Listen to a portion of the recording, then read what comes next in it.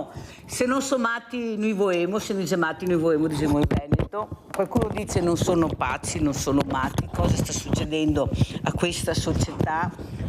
Soprattutto questi giovani che hanno alzato molto l'asticella, ma ste coltellate cominciano a preoccupare, questo girare con i coltelli, anche premeditato. Tu sai che se esci col coltello vuol dire che l'hai pensato e hai deciso di fare del male a qualcuno, oppure vuoi difenderti da qualcuno. Il problema è che regna la paura è sovrana. Ieri sono andata su un istituto scolastico e quello che ho sentito di bravi ragazzi, perché li abbiamo che sono molto di più di quelli non bravi, che hanno paura di uscire di casa, perché hanno paura di trovare questi gruppetti, questi compagni, diciamo così, tra virgolette. Allora ne parlerò questa mattina col professor Franco Chioffi, direttore neurochirurgia vertebrale, parleremo anche di un po' di tutto, ma soprattutto capiremo cos'è la neurochirurgia e soprattutto capire, secondo lui come medico esperto competente, cosa ne pensa di questa situazione,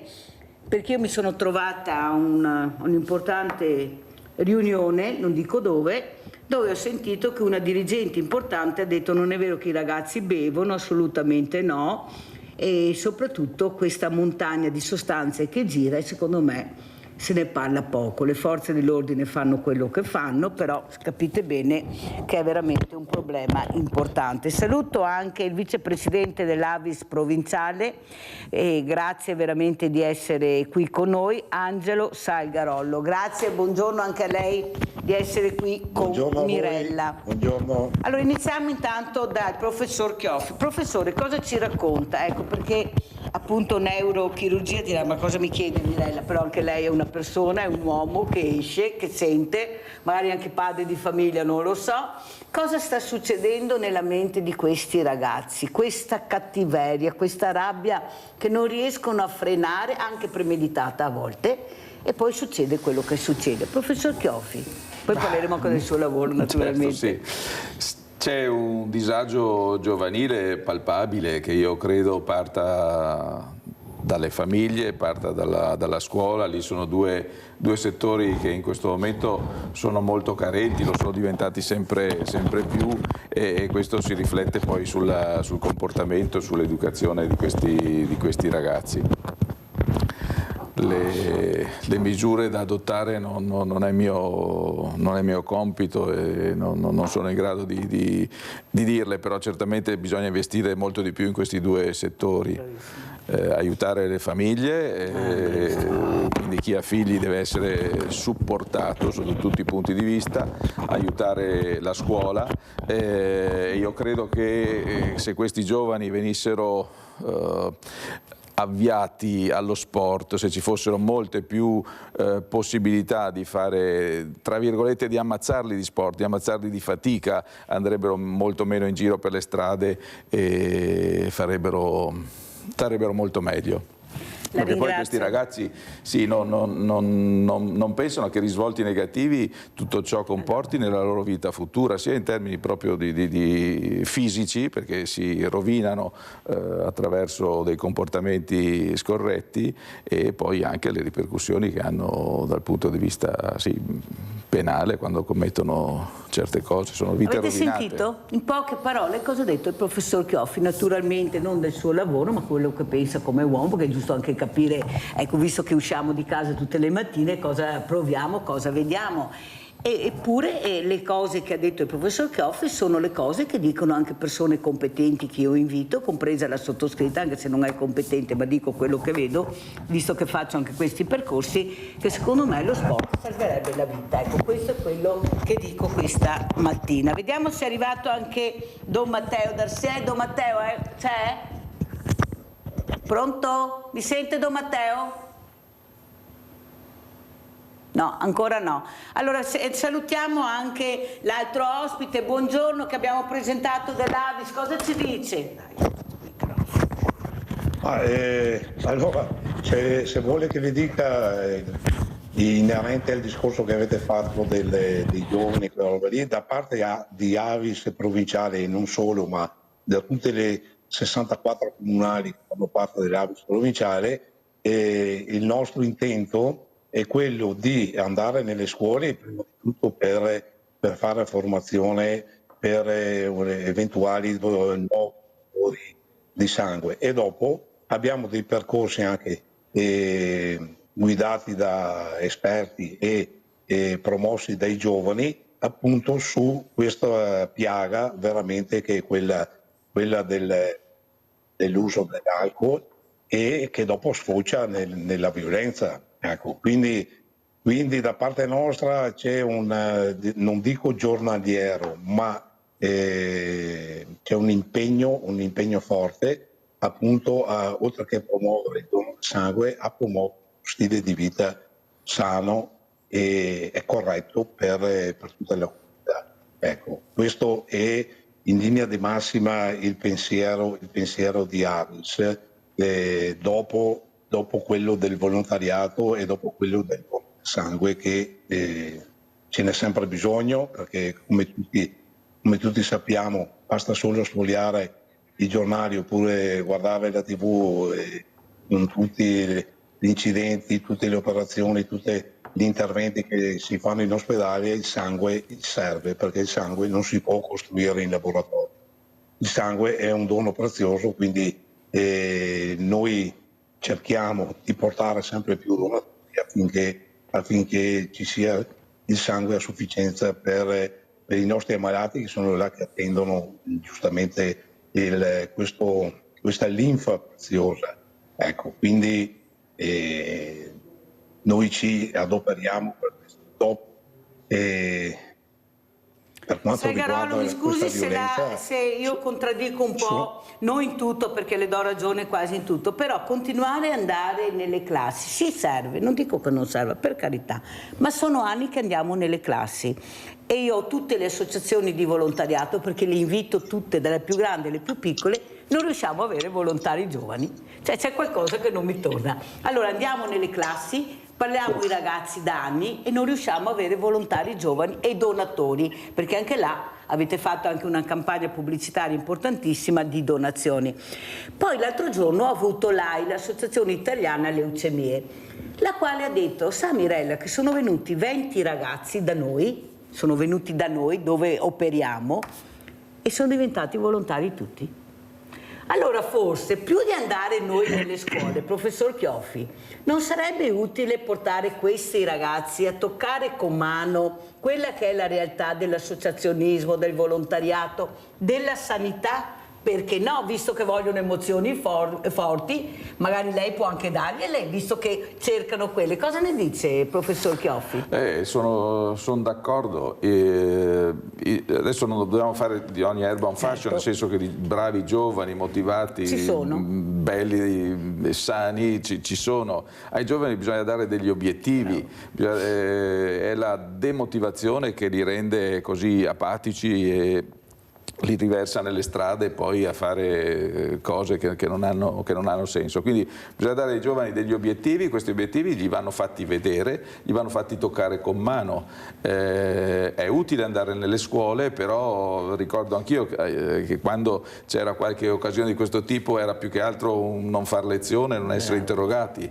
Va benissimo, bisogna informarli, bisogna fargli vedere questi obiettivi, ma bisogna, come diceva lei, giustamente fargli anche toccare con mano, quindi invitarli a venire nei posti dove si fanno le cose, perché solo vedendo e toccando con mano allora uno capisce se quella cosa gli crea una motivazione e allora dopo è spinto a proseguire. La ringrazio anche perché qualcosa dovremmo fare pur di arrivare a... Già ne abbiamo pochi, se non ci curiamo neppure quei pochi che abbiamo non so come finiremo. Allora vediamo Don Matteo Darsie se ci sente adesso. Buongiorno Don Matteo. Sì, allora, buongiorno, risolti i problemi di audio. Grazie, questi bravi ragazzi che abbiamo, Don Matteo, che hanno paura di quelli meno bravi, che sono pochi rispetto a quelli bravi, però che non riusciamo a intrigare, non ce la facciamo, tutte le associazioni cercano di fare rete per creare un mondo del volontariato giovane, perché i numeri non li abbiamo, non ci sono, abbiamo tutti diversamente giovani nel mondo del volontariato, a parte qualche eccezione che c'è, perché ci mancherebbe anche che non ci fosse. Ma cosa sta succedendo? succedendo? E chi sono questi ragazzi sopra le righe, Don Matteo? Perché questa rabbia, questa violenza inaudita contro persone anche diversamente giovani, che non ti hanno fatto niente, i loro stessi compagni, fratelli come li chiamiamo noi? Prego, Don Matteo. Ma è una bella domanda questa. Io penso che ci sia tanto disagio interiore prima di tutto, che poi trova varie forme anche per scatenarsi, e forme non sempre buone. Si è parlato di volontariato poco fa. Ecco, una forma in cui scatenare il buono, la forza che c'è dentro potrebbe essere anche questa, ma non sempre appunto le forze vengono indirizzate in quel senso. Tante volte io uso l'esempio di un fiume in piena. I giovani sono e hanno un fiume in piena dentro, però c'è bisogno di argini e non sempre questi ci sono, o si aprono le chiuse sbagliate, e quindi l'acqua può far tanto del bene come tanti disastri. E la motivazione è perché tanta violenza, perché tante cose, non saprei darla in maniera così precisa. Ecco, se posso spezzare una lancia comunque in favore dei ragazzi, è che hanno tanta voglia di fare, ma sono oberati dalle 1000 cose da fare. Provo a fare un piccolo esempio.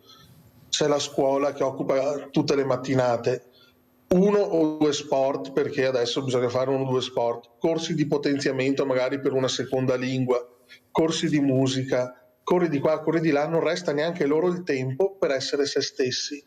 E allora c'è chi si rifugia isolandosi, c'è chi si rifugia fortunatamente nel volontariato, un gruppo parrocchiale, un gruppo giovanile sano, c'è chi invece per spirito di evasione, perché non riesce più a tenere dentro calmiera, poi esplode anche nella violenza, purtroppo. Molto chiaro, anche se io, Don Matteo, quelli che sono a casa, magari facendogli fare un po' di sport, perché anche lo sport è diminuito, questi non fanno niente, c'è l'obesità infantile che preoccupa i pediatri, nessuno ne parla come fosse una cosa che non esiste. Capisce che c'è qualcosa che non mi torna nei conti. Io faccio volontariato da una vita, tocco con mano, non abbiamo i giovani. Non vengo, però se quello che ha detto lei, Don Matteo, questa associazione importantissima che cura le leucemie, un'associazione fondamentale, o come l'Avis che ha parlato, riusciamo a portarli a toccare con mano quella che è la realtà di questo mondo del volontariato, forse riusciremo anche a intrigarli, perché è inutile che noi siamo sempre i professori e loro devono sempre ascoltare davanti. Io non vedo giovani da nessuno, io vedo convegni, congressi, riunioni, sempre fatte da chi dovrebbe ascoltare, e dovrebbero essere loro nelle cattedre, perché è questo che manca. Noi non li ascoltiamo, eppure i segnali li danno, anche quelli bravissimi. Cosa vogliono? Io sono andata in un istituto scolastico, l'unica ragazza che ha parlato dopo 3 ore di una roba incredibile, dai questi soloni, ha detto: per cortesia volete ascoltarci? Perché ognuno di noi ha qualcosa da dirvi. No, io non so, ha parlato 1 minuto, ha detto tutto, la dirigente mi ha guardato, io sono andata ad abbracciarla, le ho detto grazie, non avevo mai battuto le mani prima, ma sono andata ad abbracciarla, lei mi ha detto grazie Mirella. Capisce che non ci siamo proprio, allora se fanno questo è perché qualcuno vuole che facciano questo, e sono pochi che tengono in ostaggio sindaci, forze dell'ordine, parrocchie, anche lei, non dico la sua, ma in generale non sanno più a che santi, e sì che ne avete tanti di santi, eppure parlo anche con i preti, è un problema. Allora, se vediamo anche adesso, andiamo a vedere le slide che ha portato il professor Chioffi, perché è un tema molto importante, molto delicato. Ecco qua, adesso il professor Chioffi spiegherà, intanto che la Mirella stamattina col microfono non va d'accordo, ma non importa. Allora, cosa stiamo vedendo, professor Chioffi? Beh, allora cambiamo completamente. Sì, cambiamo adesso, abbiamo parlato adesso. Io sono neurochirurgo, dirigo l'unità operativa di neurochirurgia dell'azienda ospedaliera di Padova.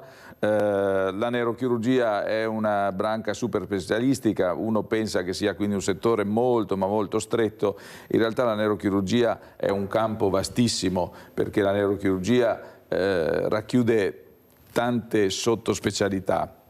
Partiamo adesso dalla parte cranica. Nella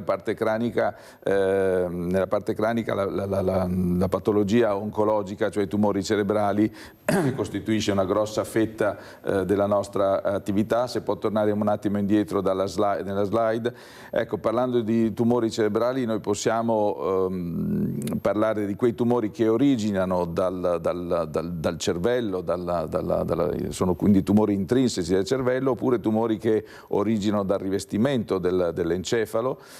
Questi i più frequenti sono i meningiomi. Poi ci sono tumori che arrivano all'encefalo partendo da altri organi, sono le metastasi cerebrali, e poi ci sono tanti altri tipi di tumore. Focalizzando l'attenzione sui primi gruppi, quindi soprattutto sui gliomi, quelli sono i tumori intrinseci del cervello, qual è l'intento della chirurgia? L'intento della chirurgia è quello di asportare la lesione al massimo o addirittura anche sovramassimale, si parla di asportazione quindi sopramassimale, senza creare deficit neurologici. È un concetto molto ovvio ed è rappresentato in questo diagramma, che più lesione noi togliamo e più aumenta la sopravvivenza del paziente, soprattutto quindi per tumori che hanno perso le loro caratteristiche di benignità.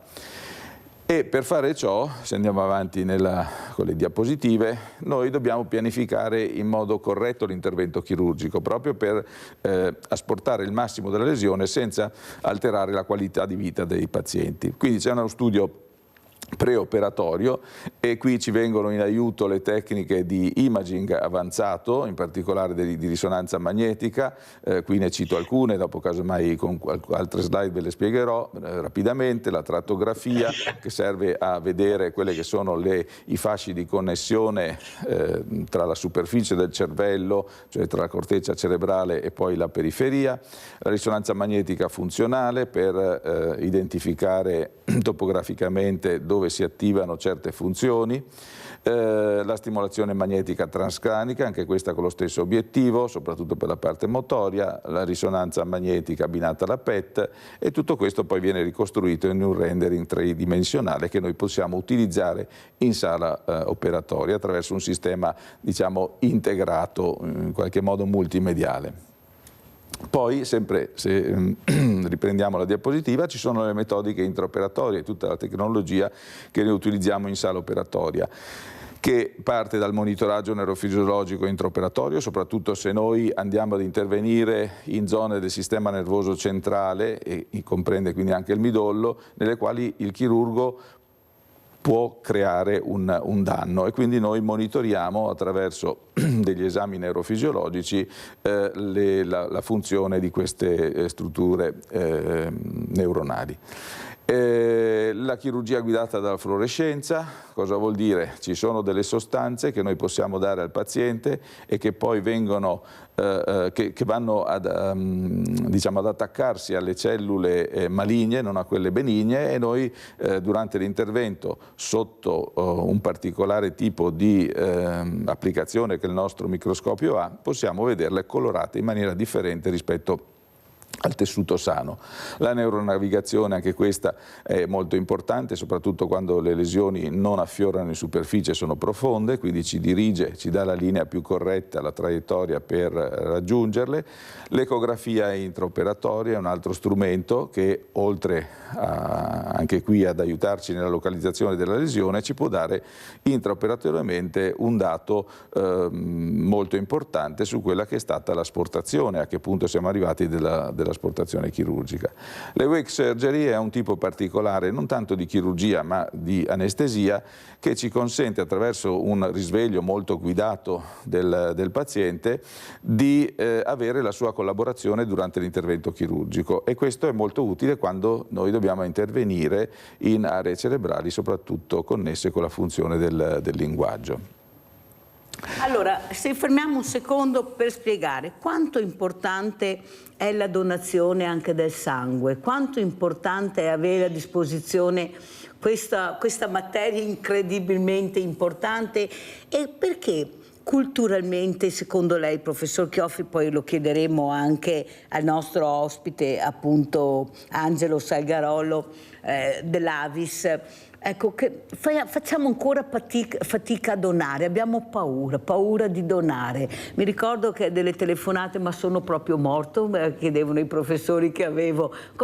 Ecco, anche culturalmente, e questa è l'importanza invece di andare nelle scuole, spiegare l'importanza della donazione. Cosa dice professor Chioffi? Beh, il sangue è di fondamentale importanza. Noi abbiamo a che fare non solo con i tumori cerebrali ma anche con la traumatologia, che è un settore dove possiamo avere notevoli perdite di sangue, ma anche nell'ambito oncologico possiamo affrontare dei tumori dove la perdita di sangue può essere molto, molto importante, oppure nel settore della chirurgia vascolare. Quindi questo è un problema, un aspetto che bisogna assolutamente diffondere e secondo me facilitare nella sua applicazione, cioè deve essere molto facile il raggiungere queste sedi dove poter donare il sangue, perché a volte la gente non è informata, la gente magari è un po' pigra, bisogna andarla a tirare per la giacchetta, e quindi non è solo un fatto così concettuale non voler donare il sangue, perché è un gesto magnifico e in taluni casi fa anche bene, perché se uno è iperteso... Avete capito? Chi non lo fa, ascolti il professor Chioffi. Quindi oltre ad essere un gesto molto molto bello, è utile in tutti i sensi. Però bisogna facilitare il più possibile. Io non so, ma potremmo chiedere a chi appunto segue questo aspetto qual è il trend, qual è la tendenza, se le donazioni sono in aumento, se sono invece sempre più o meno quelle o se sono in calo, ma è qualche cosa che... Sentiamo cosa risponde appunto il vicepresidente dell'Avis di Verona, appunto Angelo Salgarolo. Allora, vicepresidente, come siamo come donazioni? Allora, come donazioni, diciamo, io parlo della provincia di Verona, siamo 20.000 donatori e abbiamo chiuso il 2024 con 34.000 donazioni di sangue intero. Ecco, quindi se facciamo la media è una donazione mezza a donatore, se facciamo la media. Quindi il dato è buono, è sufficiente. Ecco, capisco anch'io e ci stiamo muovendo e facciamo i salti mortali, possiamo dire, per diciamo, portare sempre più giovani e non giovani, anche quelli che non hanno 18 anni ma anche che hanno 30 anni, di tutte le fasce d'età, perché si può donare fino a 65 anni. Noi facciamo veramente salti mortali per portarli a donare. E dobbiamo dire che grazie ai giovani che vanno in prima persona nelle varie associazioni, negli istituti, poi creano eventi dove coinvolgono i giovani per appunto portarli alla donazione del sangue. Comunque anche noi abbiamo fatto l'assemblea, ha parlato il dottor Gandini, e come fa bisogno di sangue noi nella provincia di Verona riusciamo a far fronte alle esigenze e alle richieste di sangue. Ecco, quindi addirittura ne mandiamo anche in Sardegna, perché in Sardegna hanno veramente difficoltà meno male, un bel messaggio questa mattina da Verona. Sangue, ecco. Grazie Salgarolo. Allora mi scusi ma devo andare avanti, ma poi ritorneremo anche da lei naturalmente, anche con altri numeri, altri dati. Andiamo Rinaldo da Venezia, se no mi cade la linea. Vai Rinaldo. Ciao Mirella e buongiorno ai tuoi ospiti. Ciao. Intanto saluto il professore della chirurgia di Padova, che la conosco bene perché ho avuto a che fare, ho avuto mia moglie che l'hanno operata dell'ernia cervicale, ho visto come lavorano, questo sta a 10 a 12 giorni è un'eccellenza nel mondo. E non sapevamo neanche cosa che avevamo a Padova, e noi valorizziamo, facciamo le clan del vin, della grappa, non facciamo le clan a sti scienziati che salva le vite. È vergognoso, queste persone che sono qua, con quello che fa, e dopo per via di donatori di sangue, potersi sulle parti, a vedere cosa che c'è. Ci fate corso a donare del sangue. Bisogna insegnare ai figli, non con le parole, perché le parole non interessano niente. Noi ai figli non gli insegniamo niente. Una volta saremo diversi, è giusto che sia questo avanzamento, però non va niente, non sente niente questi ragazzi, ma non è colpa sua, è colpa nostra, perché cosa gli insegniamo? E la televisione cosa che fa vedere? Che il quadro cretinae, che non lavora, che non fa niente, che ciappa centinaia di biglietti da 10.000 senza fare niente.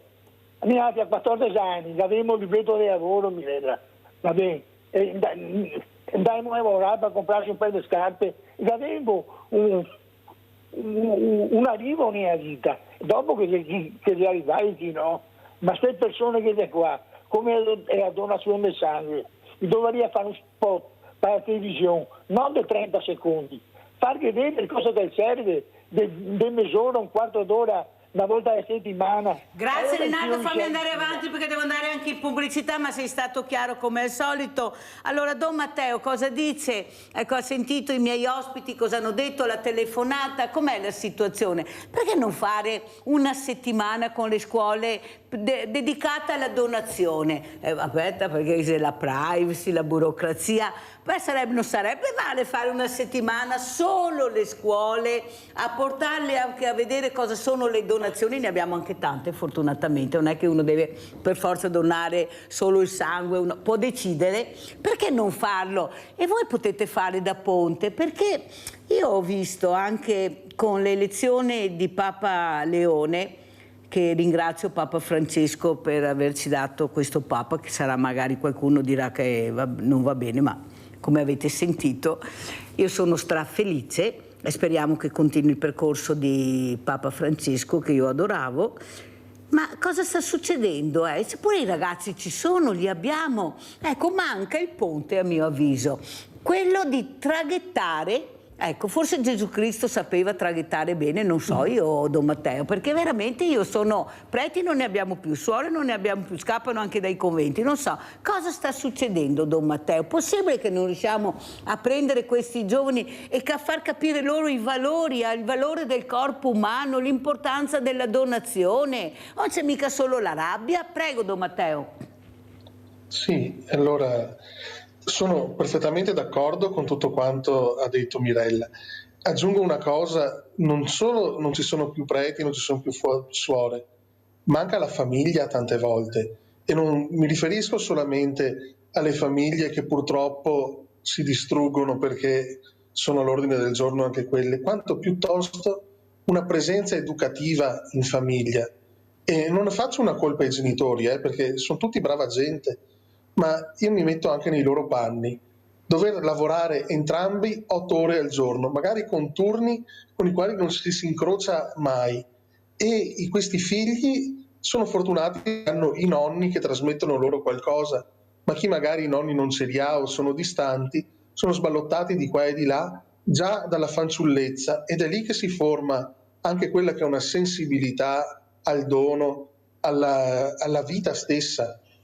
E per quanto riguarda il discorso delle scuole, secondo me andrebbe fatta una sensibilizzazione, ma non, come si diceva prima, all'interno della scuola con una gran bella conferenza, perché quella lascia il tempo che trova. Proprio far toccare con mano, ma soprattutto, come diceva bene Mirella, anche ascoltare questi giovani. Io tante volte ho l'impressione che se hanno sete gli diamo da mangiare e se hanno fame gli diamo da bere. Cioè non rispondiamo a quelle che sono le loro domande, quelle che sono le loro esigenze, perché in un modo un po' magari superbo, magari saccente, siamo noi a sapere di che cosa hanno bisogno, ma non glielo chiediamo mai. E Grazie. Questo vale anche dal punto di vista del volontariato, dell'impegno, di quella che è appunto anche lo spendere la propria vita, perché io mi rendo conto, i ragazzi con i quali ho a che fare, più o meno bravi, sono tutti a modo loro generosi, però a volte non sanno dove indirizzare questa loro generosità. E appunto tra il tempo che dicevo prima è sempre più rosicato e dall'altra parte anche il fatto di non saper indirizzare questa loro generosità perché veramente non conoscono, perché non toccano con mano la realtà e arriva loro sempre filtrata, fanno fatica anche a inserirsi. Penso ad esempio, abbiamo citato la donazione di sangue. Ecco, nel mio paese, nei miei paesi di cui sono parroco, so che diversi giovani si sono approcciati a questo. Ma come si sono approcciati? O perché avevano già dei donatori in famiglia, o perché magari hanno avuto l'amico che ha fatto un incidente, il conoscente ha fatto un incidente e in quell'occasione ha avuto bisogno di una trasfusione. Allora si sono messi in moto, hanno bisogno di toccare con mano. Guardi, Don Matteo, io non so più come dirlo, sono anni che lo dico. Il problema è che qualcuno non vuole farlo questo. Ecco, noi abbiamo 350 qui in evento associazioni di volontariato, Don Matteo, e poi troviamo ancora l'anziano morto in casa da solo, perché la burocrazia non ci permette di arrivare, non ci danno i nomi, i cognomi, la via, perché c'è la burocrazia. Capisce che non ci sto più, bisogna iniziare a parlare, Don Matteo, perché se cominciamo a mettere la polvere sotto il tappeto, non va mica bene, Don Matteo, perché poi le conseguenze le vediamo dove finiscono certi giovani che non hanno la fortuna di avere quei genitori, quella famiglia, quella scuola, quell'insegnante. Ma io non devo essere fortunato, devo avere quello che mi aspetta di diritto. Se non ho la famiglia, come diceva il professore, c'è qualcuno che mi deve accompagnare, c'è qualcuno che mi deve istruire, c'è qualcuno che mi deve intrigare e non ce lo lasciano fare, Don Matteo. Ma si rende conto del mondo del volontariato dopo quello che abbiamo fatto con la pandemia, gira col commercialista e paga per fare il volontariato? Ma si rende conto, Don Matteo? Allora meglio che andiamo a vedere le slide del professor Chioffi, vedremo altre slide se ce ne sono, perché è un argomento importantissimo, così abbiamo meno paura quando entreremo, se capita tocca ferro, ma se capita in queste sale operatorio con queste eccellenze, come ha detto Rinaldo, che abbiamo la fortuna di avere anche a pochi passi da casa. Prego professor Chioffi e sempre grazie naturalmente. Grazie a voi. Queste slide fanno vedere la risonanza magnetica abbinata alla trattografia, cioè alla ricostruzione di quelle strutture di connessione che portano il segnale quindi dalla corteccia cerebrale, nell'esempio che c'è qui su questa diapositiva, colorato in blu, è il fascio cortico-spinale, cioè che parte dalla corteccia e invia gli impulsi motori alla parte controlaterale del corpo, e vedete poi quella zona tonda che invece è la lesione. Quindi noi sappiamo che quella lesione lì la possiamo portare via completamente senza andare a intaccare questo fascio, e sappiamo anche qual è il nostro limite, perché questa immagine viene importata nel neuronavigatore, quindi noi intraoperatoriamente sappiamo dove ci troviamo e dove sta quel fascio che non dobbiamo andare ad intaccare. Altri esempi, questa invece è una risonanza funzionale, a destra vedete i puntini rossi che sono la zona di attivazione del linguaggio che è in stretto rapporto con la periferia di questa lesione. Altri esempi, ecco questo qui invece è la stimolazione magnetica transcranica, è uno strumento molto recente, molto moderno, noi abbiamo la fortuna di averlo, di utilizzarlo. È un planning, fa parte del planning preoperatorio, il paziente viene sottoposto a questa indagine e noi riusciamo a capire dove è situata la zona motoria che non dobbiamo andare a toccare. Ecco, questo è quello che poi noi otteniamo con la risonanza magnetica. Avanti ancora, forse c'è un'altra slide, questo è il monitoraggio neurofisiologico, avevo già detto prima che è la valutazione del sistema nervoso durante le procedure dove è possibile che il chirurgo possa creare un danno, e quindi la rilevazione e la prevenzione di un danno iatrogeno vuol dire fatto dal chirurgo, è fondamentale e ci permette di localizzare bene le strutture funzionali, e può essere appunto un monitoraggio fatto in maniera continuativa, utilissimo quando dobbiamo andare a portare via, ad asportare tumori anche intramidollari. La chirurgia guidata dalla fluorescenza, vi avevo detto prima, sono le due sostanze che possiamo utilizzare con caratteristiche leggermente diverse. Il risultato qual è? Nella diapositiva prossima, ecco che noi vediamo colorate in maniera diversa la zona dove è localizzato il tumore, cioè le cellule neoplastiche, che invece che assumono la fluorescenza rispetto a quelle sane che invece non la assumono. Avanti ancora, come dicevo, tutti questi dati preoperatori vengono integrati e portati all'interno della neuronavigazione, che ci consente quindi di avere una chirurgia guidata il più possibile sicura. Però non è una chirurgia robotica la nostra, non lo sarà mai, è una chirurgia che è sempre nelle mani e soprattutto nella mente e negli occhi del chirurgo. Sono tutti ausili estremamente importanti che vanno nella direzione di rendere sempre più safe, cioè sempre più sicura la chirurgia, però non è il microscopio, non è il neuronavigatore, non è l'ecografo che opera, ma è l'esperienza del chirurgo. Allora, professor Chioffi, io ho avuto anche il professor Gino Gerosa ospite e quando gli ho chiesto cosa ne pensava dell'intelligenza artificiale, e gli ho detto: mi scusi professore, poi siete sempre voi, sono le vostre mani, poi alla fine c'è sempre l'uomo, e lui, lo dico spesso per far capire a casa l'importanza anche delle parole, mi ha detto: lei ha letto i miei trattati? Mirella, no, perché è vero, e ho scritto proprio questo. Alla fine in tutto questo ambaradan c'è sempre la mano dell'uomo che guida e che dirige, questa è la verità. Cosa ne pensa dell'intelligenza artificiale? Ecco, magari abbinata anche la parola etica, che non farebbe male, professor Chioffi. Allora, è uno strumento. Chiamarla intelligenza non è proprio un termine, secondo me, corretto. È comunque abbinata all'aggettivo artificiale, quindi non è una vera intelligenza. È uno strumento, come tutti gli strumenti è e sarà molto utile, ma bisogna saperlo guidare.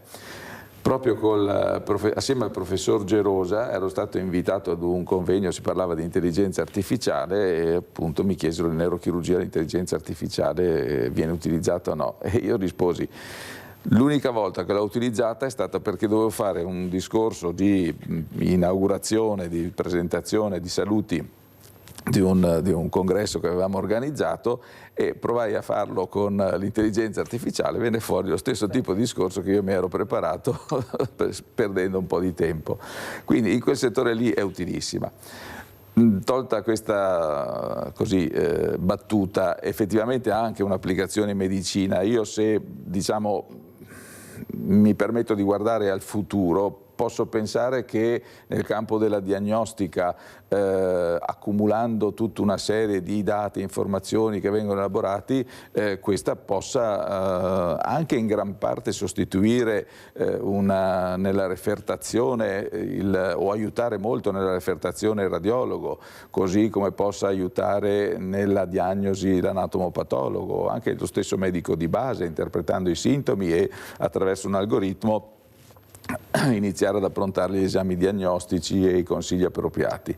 Poi nella parte esecutiva lì rimane sempre il medico, il chirurgo, lì l'esperienza, la formazione, le ore che vengono dedicate alla formazione, e questo è un aspetto che secondo me in futuro sarà sempre più carente, perché purtroppo il medico è vincolato a dei contratti che lo obbligano a ore di riposo, che non sono conciliabili con la formazione, soprattutto nell'ambito chirurgico.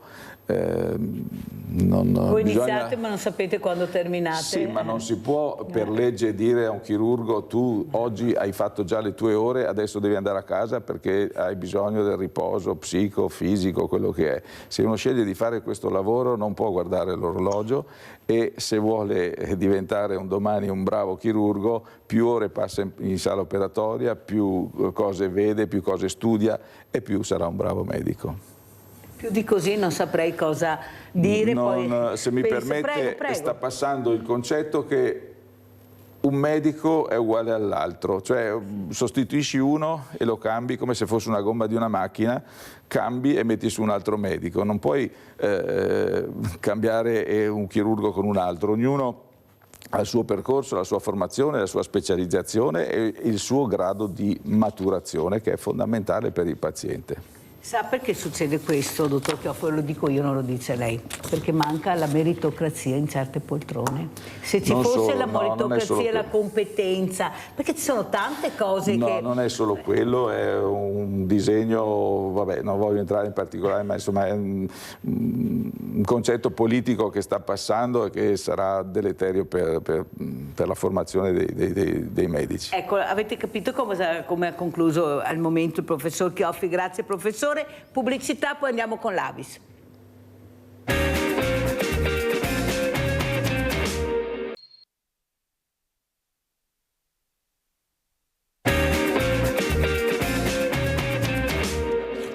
Allora adesso sentiremo anche cosa ci dice questo vicepresidente dell'Avis di Verona, Angelo Salgarolo. Allora vicepresidente, come se possiamo muoverci? Dobbiamo unire le forze. Io ho cercato di unire le associazioni perché anche quelle sono divise tra di loro, non si conoscono. Abbiamo fatto il villaggio delle associazioni, le manderò anche l'invito che ripeteremo dal 10 al 13 di luglio in un parco meraviglioso del fiume Sile che abbiamo la fortuna di avere, per capire chi siamo, cosa facciamo e dove vogliamo andare a parare, perché l'obiettivo poi alla fine è uguale per tutti, è aiutare, cioè io non lo so, alla fine è quello. Prego Salgarolo. Sì, ha detto bene, cioè, l'obiettivo è quello di tutti quanti insieme far capire, diciamo, il dono del volontariato, appunto. Noi ci stiamo muovendo e specialmente i giovani, ecco. Apro una piccola parentesi. In Avis ogni anno cioè, il numero dei giovani donatori cresce.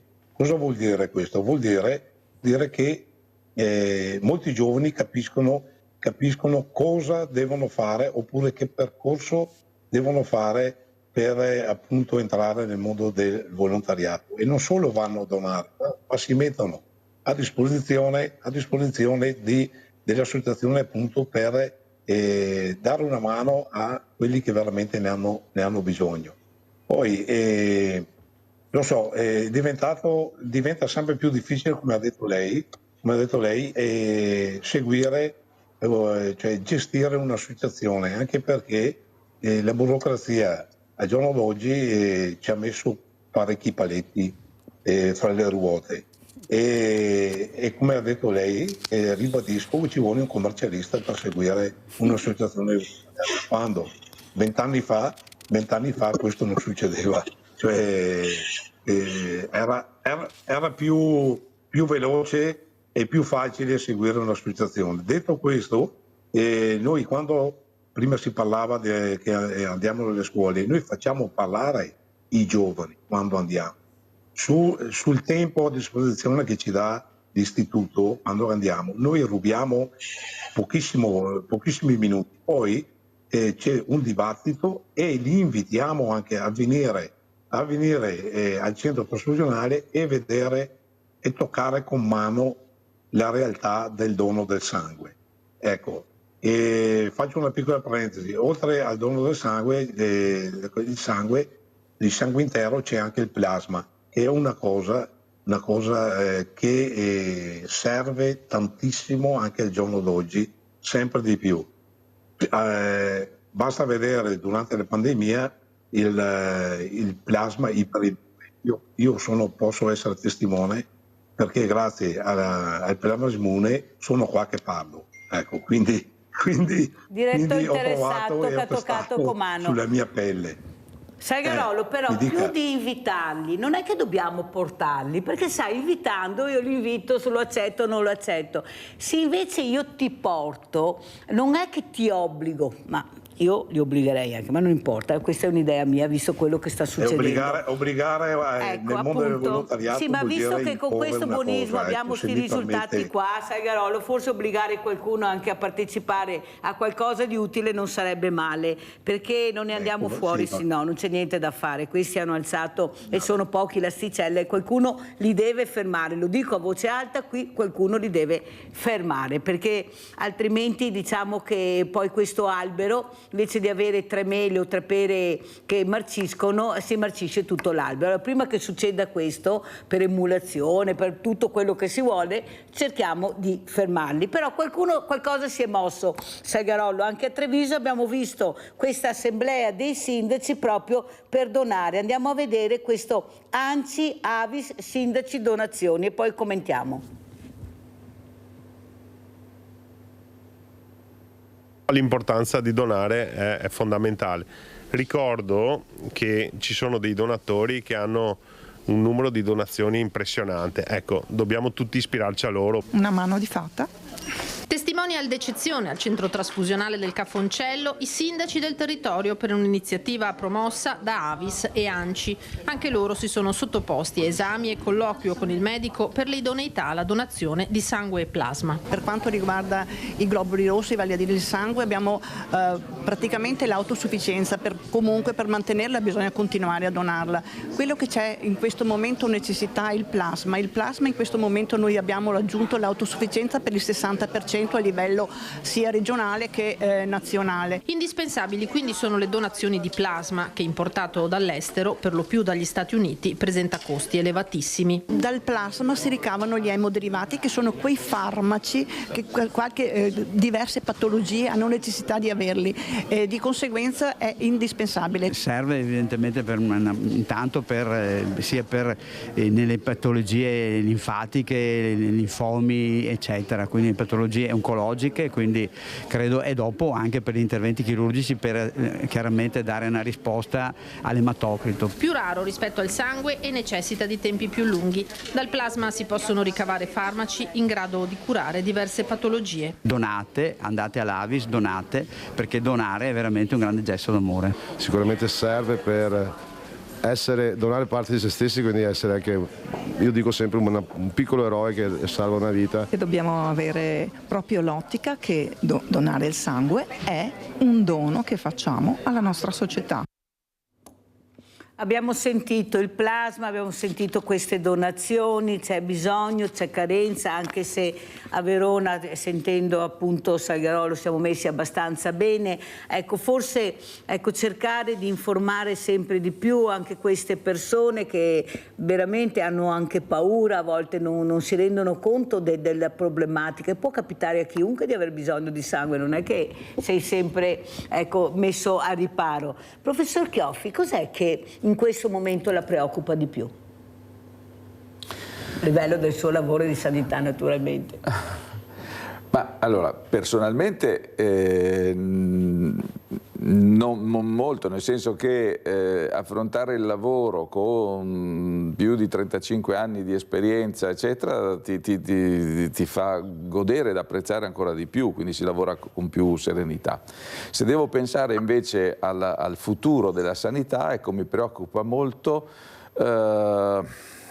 come la formazione dei futuri medici. Io parlo in particolare delle specialità chirurgiche, che non sono specialità dove uno può guardare l'orologio, e con le nuove norme che sono entrate in vigore io vedo estremamente complicato, difficile il percorso formativo di un giovane, proprio perché gli orari di lavoro adesso sono molto più rigidi e tendono a obbligare il medico a dover lavorare, secondo me, troppo poco per acquisire esperienza.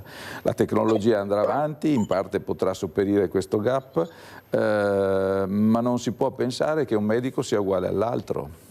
E invece sta passando un po' questo concetto: assumete, tanto uno appena ha il timbro di specialista è abilitato, idoneo a fare qualsiasi cosa. Follia pura. Avete capito più chiaro di così? Andiamo a vedere adesso, ci spostiamo a Vittorio Veneto, visto che abbiamo Don Matteo da sé, con la chiusura di questo asilo che ha messo in croce 35 famiglie. Andiamo a sentire.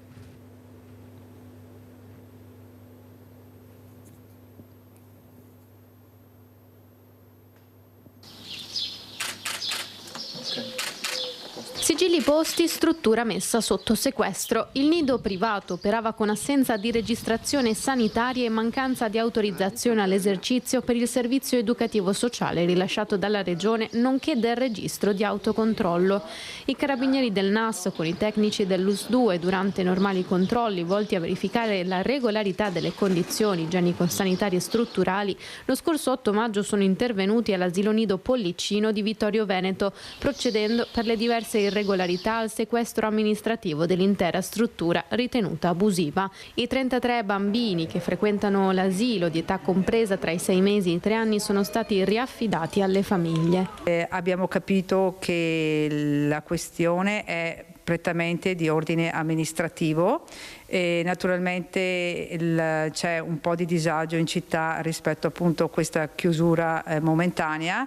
Auspichiamo quanto prima la sistemazione e che il regolamento sia attuato. Ci stiamo anche noi confrontando con gli uffici dell'US per capire appunto le dinamiche, per capire le tempistiche.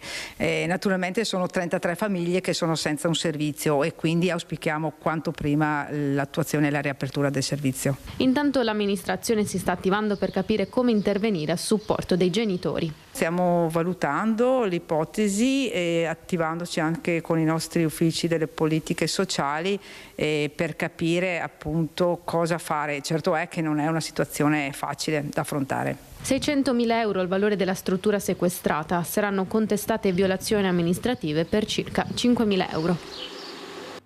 Don Matteo D'Arsè, allora io mi domando, ma era proprio necessario chiudere completamente? Invece, almeno a quello che abbiamo sentito dal sindaco Mirella Bagliana, di vedere cosa manca, vedere se proprio bisogna fare la chiusura, perché qua la prima cosa che fanno è chiudere. C'è un problema, chiudono le strade, sì, e noi dove andiamo? C'è una festa, si chiudono tutti i centri storici e le persone dove vanno? Cioè la prima cosa qui che si fa è chiudere perché si risolve il problema. Ma visto e considerato quello che ha detto la sindaca, secondo lei che vive la situazione, perché lei è di Vittorio Veneto, non è che è troppo facile chiudere subito, capendo anche i problemi che ci sono di queste famiglie che devono andare al lavoro, che lasciano i figli? Diventa veramente un problema. Cioè non è che c'è qualcosa che non torna. È solo burocrazia oppure c'è qualcos'altro? Prego, Don Matteo. Sì, premetto che non conosco molto bene la situazione e anch'io avevo sentito l'intervento del sindaco Bagliana e premetto anche che non conosco bene come sia la prassi legale rispetto a tutto questo. Certo è che se effettivamente la chiusura è stata a livello sanitario, sono intervenuti i NAS, forse una chiusura temporanea serve appunto per l'adeguamento. Certo è che le famiglie sono sicuramente in un forte disagio in questo momento. Ma Don Matteo, che pagano le conseguenze sono sempre le famiglie, cioè tenerlo aperto una settimana in più, dico io, per dare l'opportunità a queste famiglie di trovare una soluzione, perché non è che dalla sera alla mattina tu trovi la soluzione. Cambia il mondo oppure abbiamo questi maledetti protocolli, come diceva anche il professor Chioffi, inizia a quell'ora, finisce a quell'ora, cioè non si va da nessuna parte, Don Matteo, no? Qui facciamo del male poi alle fragilità, quello che non ha la possibilità di avere dei nonni, di avere la possibilità di pagare una babysitter, di avere un altro asilo a portato da mano, visto che asili non ne abbiamo. Capisci che non riesco a capire tutta questa fretta dove non c'è fretta e dove c'è fretta non c'è la fretta. Cioè io veramente verrò da lei, professore, a vedere nel mio cervello cosa c'è che non funziona, veramente, perché sono veramente delle cose che sentiamo che sono inaudite. Però quello che vediamo, e andiamo a vedere anche all'Irige cosa sta succedendo invece in una scuola con i soccorritori. Però prima di questo abbiamo Paola da Padova. Paola, veloce per cortesia, perché se no non ce la faccio, vai. Sì, ciao Mirella e buongiorno ai tuoi stupendi ospiti come sempre. Allora, volevo fare una domanda al professore primario di neurochirurgia. Professore, perché anche in Padova stessa c'è così poca attenzione, soprattutto dai specialisti, medici di base prima, poi specialisti poi, per il prima tumore, per i vari disturbi, per esempio, che non è detto poi che portino i tumori, però c'è una vita che non è più autonoma, anche l'encefalite mialgica. Padova praticamente viene quasi ignorata per quando hai problemi al neurovegetativo. La stessa, faccio dei nomi perché è la realtà, Briani, professoressa, professor Soraru, ti mandano a Brescia. Non c'è nessun Padova che si occupa del prima, cioè di arrivare, visto che ci sono apparecchiature e professionalità eccellenti. Cioè, questa è la domanda, perché occuparci solo in maniera stupenda, anche se proprio settimana scorsa abbiamo sepolto uno dopo intervento tumore al cervello, però insomma non è che si può salvare tutti. Così poca attenzione del prima. Grazie infinite per l'attenzione e per il tempo. Prego, professor Chioffi. Allora, intanto la neurochirurgia e neurologia sono due discipline che hanno sì mezza parola in comune, ma sono completamente diverse. Lei, se non sbaglio, si riferiva a problemi di tipo neurologico, non neurochirurgico. Poi bisogna considerare il fatto che spesso le malattie esordiscono in maniera molto subdola, nessuno può avere così ovunque l'intuizione di poter pensare subito ad un qualche cosa magari di molto specifico. Qui torniamo al tema dell'intelligenza artificiale, che un domani potrebbe sicuramente indurre un sospetto clinico molto più precocemente. Talvolta c'è un po' di ritrosia nel prescrivere per esempio una risonanza magnetica. Io parlo dell'encefalo o della parte anche vertebrale.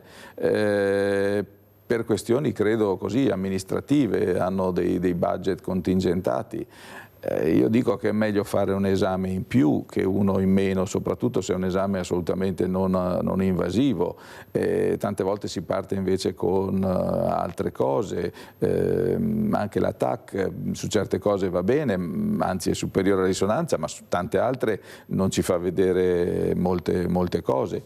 Quindi è vero che a volte si fanno degli esami inutilmente, però tante volte c'è un po' anche la ritrosia, il braccino corto a prescrivere un esame che potrebbe identificare prima una determinata patologia.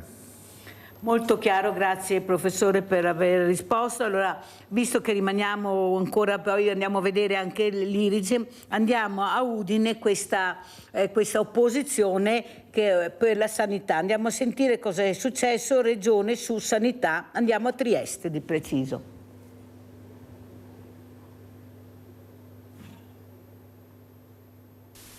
Qualche settimana fa, nell'occasione di 2 sedute della Commissione terza del Consiglio regionale, l'assessore Riccardi aveva illustrato lo stato dell'arte della salute in regione anche alla luce di una serie di dati forniti dagli uffici. Se non daremo corpo con decisioni forti che inevitabilmente possono produrre anche delle contestazioni, come sta avvenendo, e come abbiamo fatto con la rete oncologica regionale, a manovre di organizzazioni importanti, che non significa chiudere strutture ma significa qualificarle, noi vedremo la spesa continuare a crescere e i livelli essenziali di assistenza a ridursi. Questa è la sintesi formulata dall'assessore in quelle occasioni. In queste settimane alcuni esponenti del centro-sinistra hanno chiesto a Costituzione 32 di analizzare quei dati ed oggi, alla mano i risultati, hanno indetto una conferenza stampa per contestare l'utilizzo di quei dati cui Riccardi fece allora riferimento. Sono tutta una serie di ragionamenti che vengono fatti, uno, non basati su dati precisi e 2, tutt'altro che razionali. Dunque l'opinione dei consiglieri presenti, oltre ad Onsel, Pellegrino, Celotti, Capozzi e Liguori, è che la Regione sbaglia se porterà avanti un progetto di risistemazione generale sulla base di quei dati. Se davvero appunto questi dati comportano la riduzione appunto dell'impegno sugli ospedali, la tesi di Riccardi è che bisognerebbe quindi occuparsi più di cronicità, dimentica che in realtà se la cronicità cresce certamente i casi acuti non diminuiscono. Vuole fare un piccolo commento, professor Chioffi? Allora, la spesa sanitaria sì, è vero, è una voragine, è un settore che assorbe tantissime risorse, però la mia impressione è che spesso le risorse vengano un po' mal investite, perché a decidere gli investimenti non sono i medici, ma sono persone che fanno un altro mestiere, che quindi vengono un po' a volte tirate per la giacchetta e quindi vengono messe in piedi strutture bellissime in posti dove poi non vengono utilizzate. È lì che si buttano via dalla finestra i soldi, non è per fare una risonanza magnetica in più o per acquistare i cerotti che costano meno, che dopo si staccano, e è lì che si fanno degli investimenti sbagliati e dove ci dovrebbe essere una scelta più oculata. Però ripeto, se al medico non viene chiesto nulla su come un suggerimento da tecnico, è chiaro che poi si fanno queste scelte. Avete capito? Allora andiamo a vedere invece all'Iris i soccorritori, poi saluteremo gli ospiti. Andiamo a sentire cosa è successo anche in questa scuola molto attenta al sociale. Adesso posso partire col mio massaggio. Posizione per 4 minuti senza mai mollare. Pronti? Via. Ta, ta, ta, ta. Saper praticare il massaggio cardiaco può salvare una vita, la vita di un amico, di un familiare, di uno sconosciuto in difficoltà. Imparare la tecnica è fondamentale, servono la giusta forza e il ritmo corretto, e anche la musica può essere d'aiuto.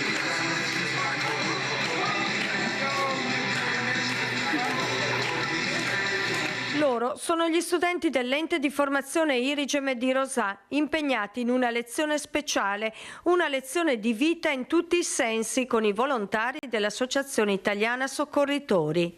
Chiamare i soccorsi, praticare il massaggio cardiaco, applicare il defibrillatore, aiutare una persona colpita da crisi epilettica.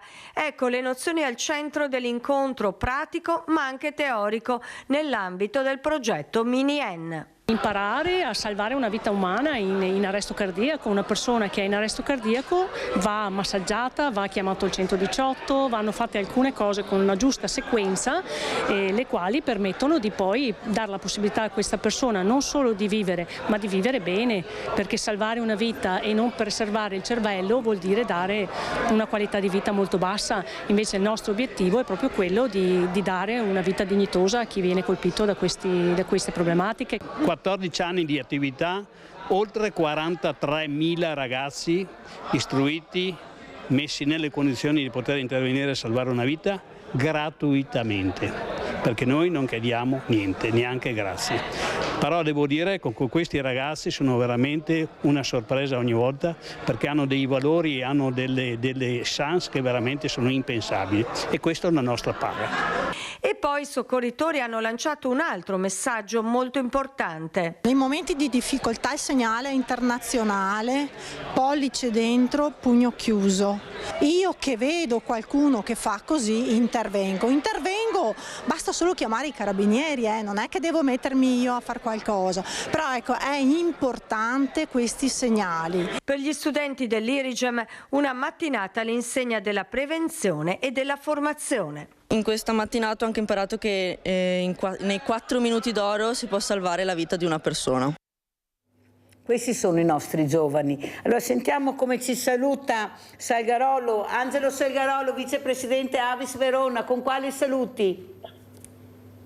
I saluti miei personali intanto e con l'augurio, diciamo, che sempre più giovani imparino a entrare nel mondo del volontariato solo per donare sangue, ma per fare cose.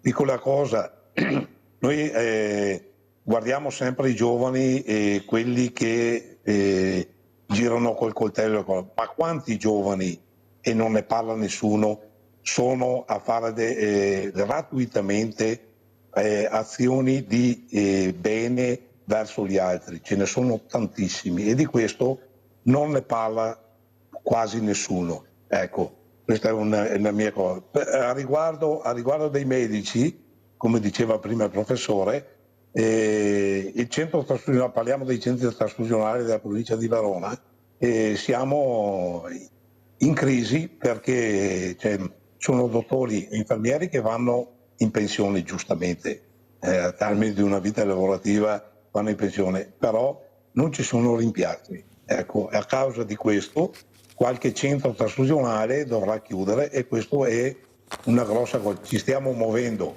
anche a livello regionale in politica perché non devono chiudere i centri trasfusionali, perché il sangue, come diceva anche il professore, c'è bisogno sempre e sempre di più anche di plasma, perché il plasma ha molti utilizzi. Ecco, quindi, grazie Saigarolo, sì, l'abbiamo anche sentito, mi spiace ma devo correre, è così, però Saigarolo, va bene, lei non ha capito che forse regna il dio cemento nel territorio, il dio cemento è quello che farà guarire tutti, andremo tutti a iniezioni di cemento perché è quello che vediamo. Saigarolo, sarebbe da discutere a lungo. Grazie, salutiamo Don Matteo Darcier, speriamo che anche in chiesa non arrivi il cemento e qua stanno vendendo anche le chiese. Don Matteo, cosa sta succedendo?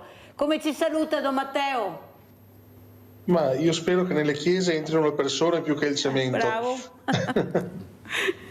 Grazie e alla prossima. Grazie Don Matteo. Professor Franco Chioffi, sentiamo come ci saluta. Con quale messaggio, professore? Allora, per i cittadini quello di voler bene al proprio corpo fin da giovani, tenerlo come una bicicletta che è stata regalata, continuarle a voler bene, tenerlo in forma, sano, perché quella è la miglior cosa. Per un giovane che vuole affrontare la professione medica, assolutamente sì, va incentivato, è una professione magnifica, bisogna affrontarla però non come un lavoro impiegatizio, ma come un cercare di far del bene agli altri. E da questa professione avrà delle gratificazioni enormi, senza pensare troppo a tutti questi vincoli che ci stanno mettendo. Grazie anche al professor Franco Chioffi, direttore neurochirurgia e ospedale di Padova, di essere stato con noi, questo meraviglioso ospedale che abbiamo la fortuna di avere veramente a 2 passi da casa. Pensate, persone che fanno chilometri e chilometri per venirsi a curare qui da noi, e poveretti veramente dobbiamo capire che c'è un'altra realtà, sono 2 Italie che vanno con 2 direzioni diverse purtroppo. Grazie ai miei ospiti, pubblicità.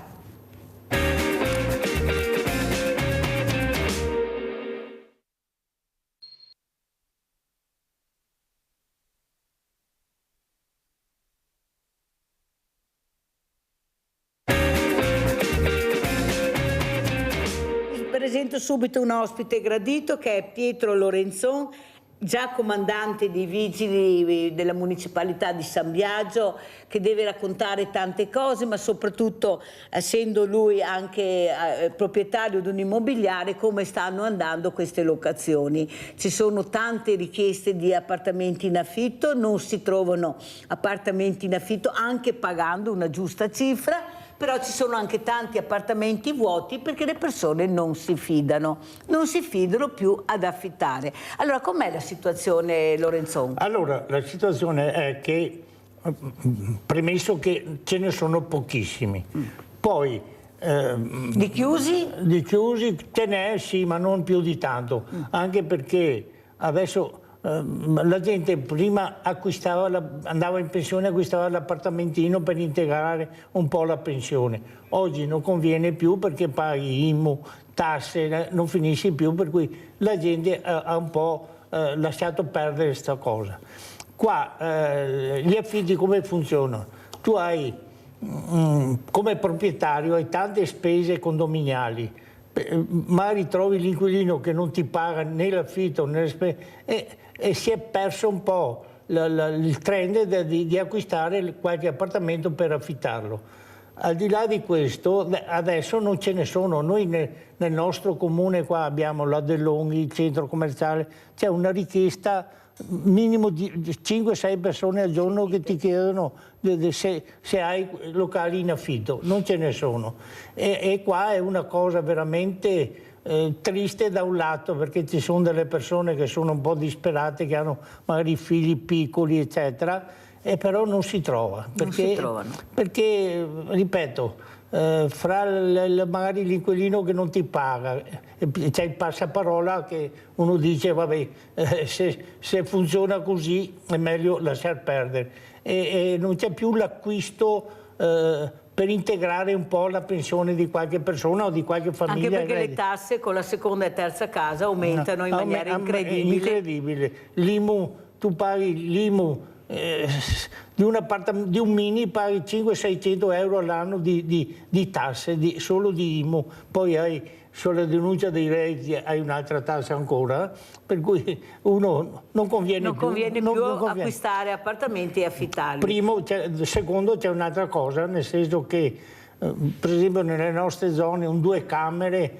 l'acquistavi a 150, adesso oltrepassi i 220-230 mila euro, perché i costruttori dicono che sono aumentati i costi delle materie prime, per cui le banche, per esempio, a me portano volantini tutto il giorno per cercare dei clienti, per dare fidi, per dare mutui. No? Ma perché bisogna pagarli dopo? Dopo bisogna pagarli.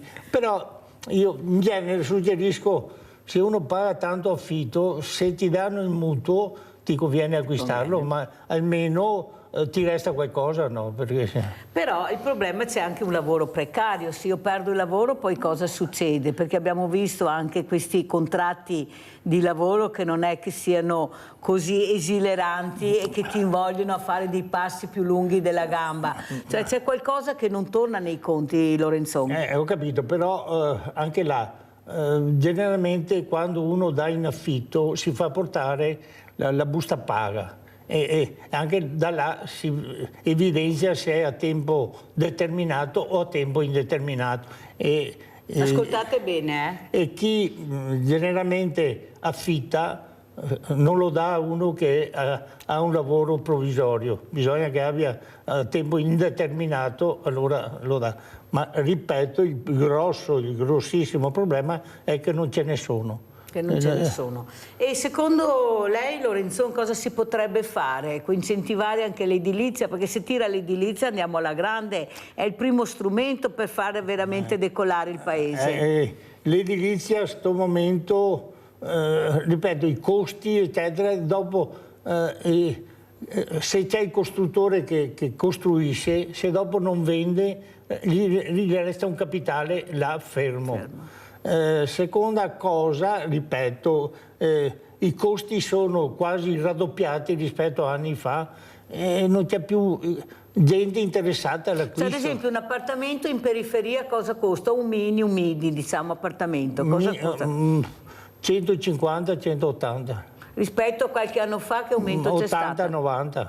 Avete capito? E in città è proibitivo gli appartamenti nelle città? Ma nelle città, là uno, in città è impensabile, perché ti chiedono 3 volte il valore che può avere uno. Anche se è vecchio, da ristrutturare, è conforme la zona magari. Dipende dalla zona, ma se sei in centro città, prima di tutto non lo trovi, poi sono cifre che sono spaventose. Anche da ristrutturare.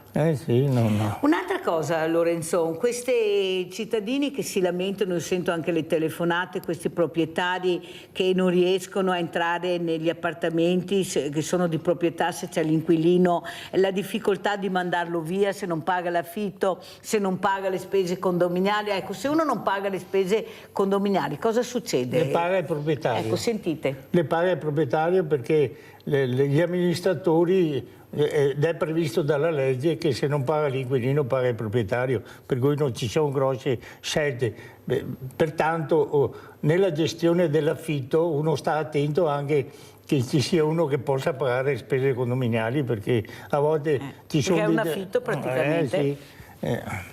Poi c'è un'altra cosa che secondo me è importante, nel senso che per gli sfratti tu, se l'inquilino tuo ha una famiglia che ha dei figli piccoli, quello non riesce, ti vogliono anni, ti vuole la sentenza del giudice, del tribunale, e il giudice del tribunale, giustamente forse, se ha figli piccoli non lo sfratta facilmente, capito?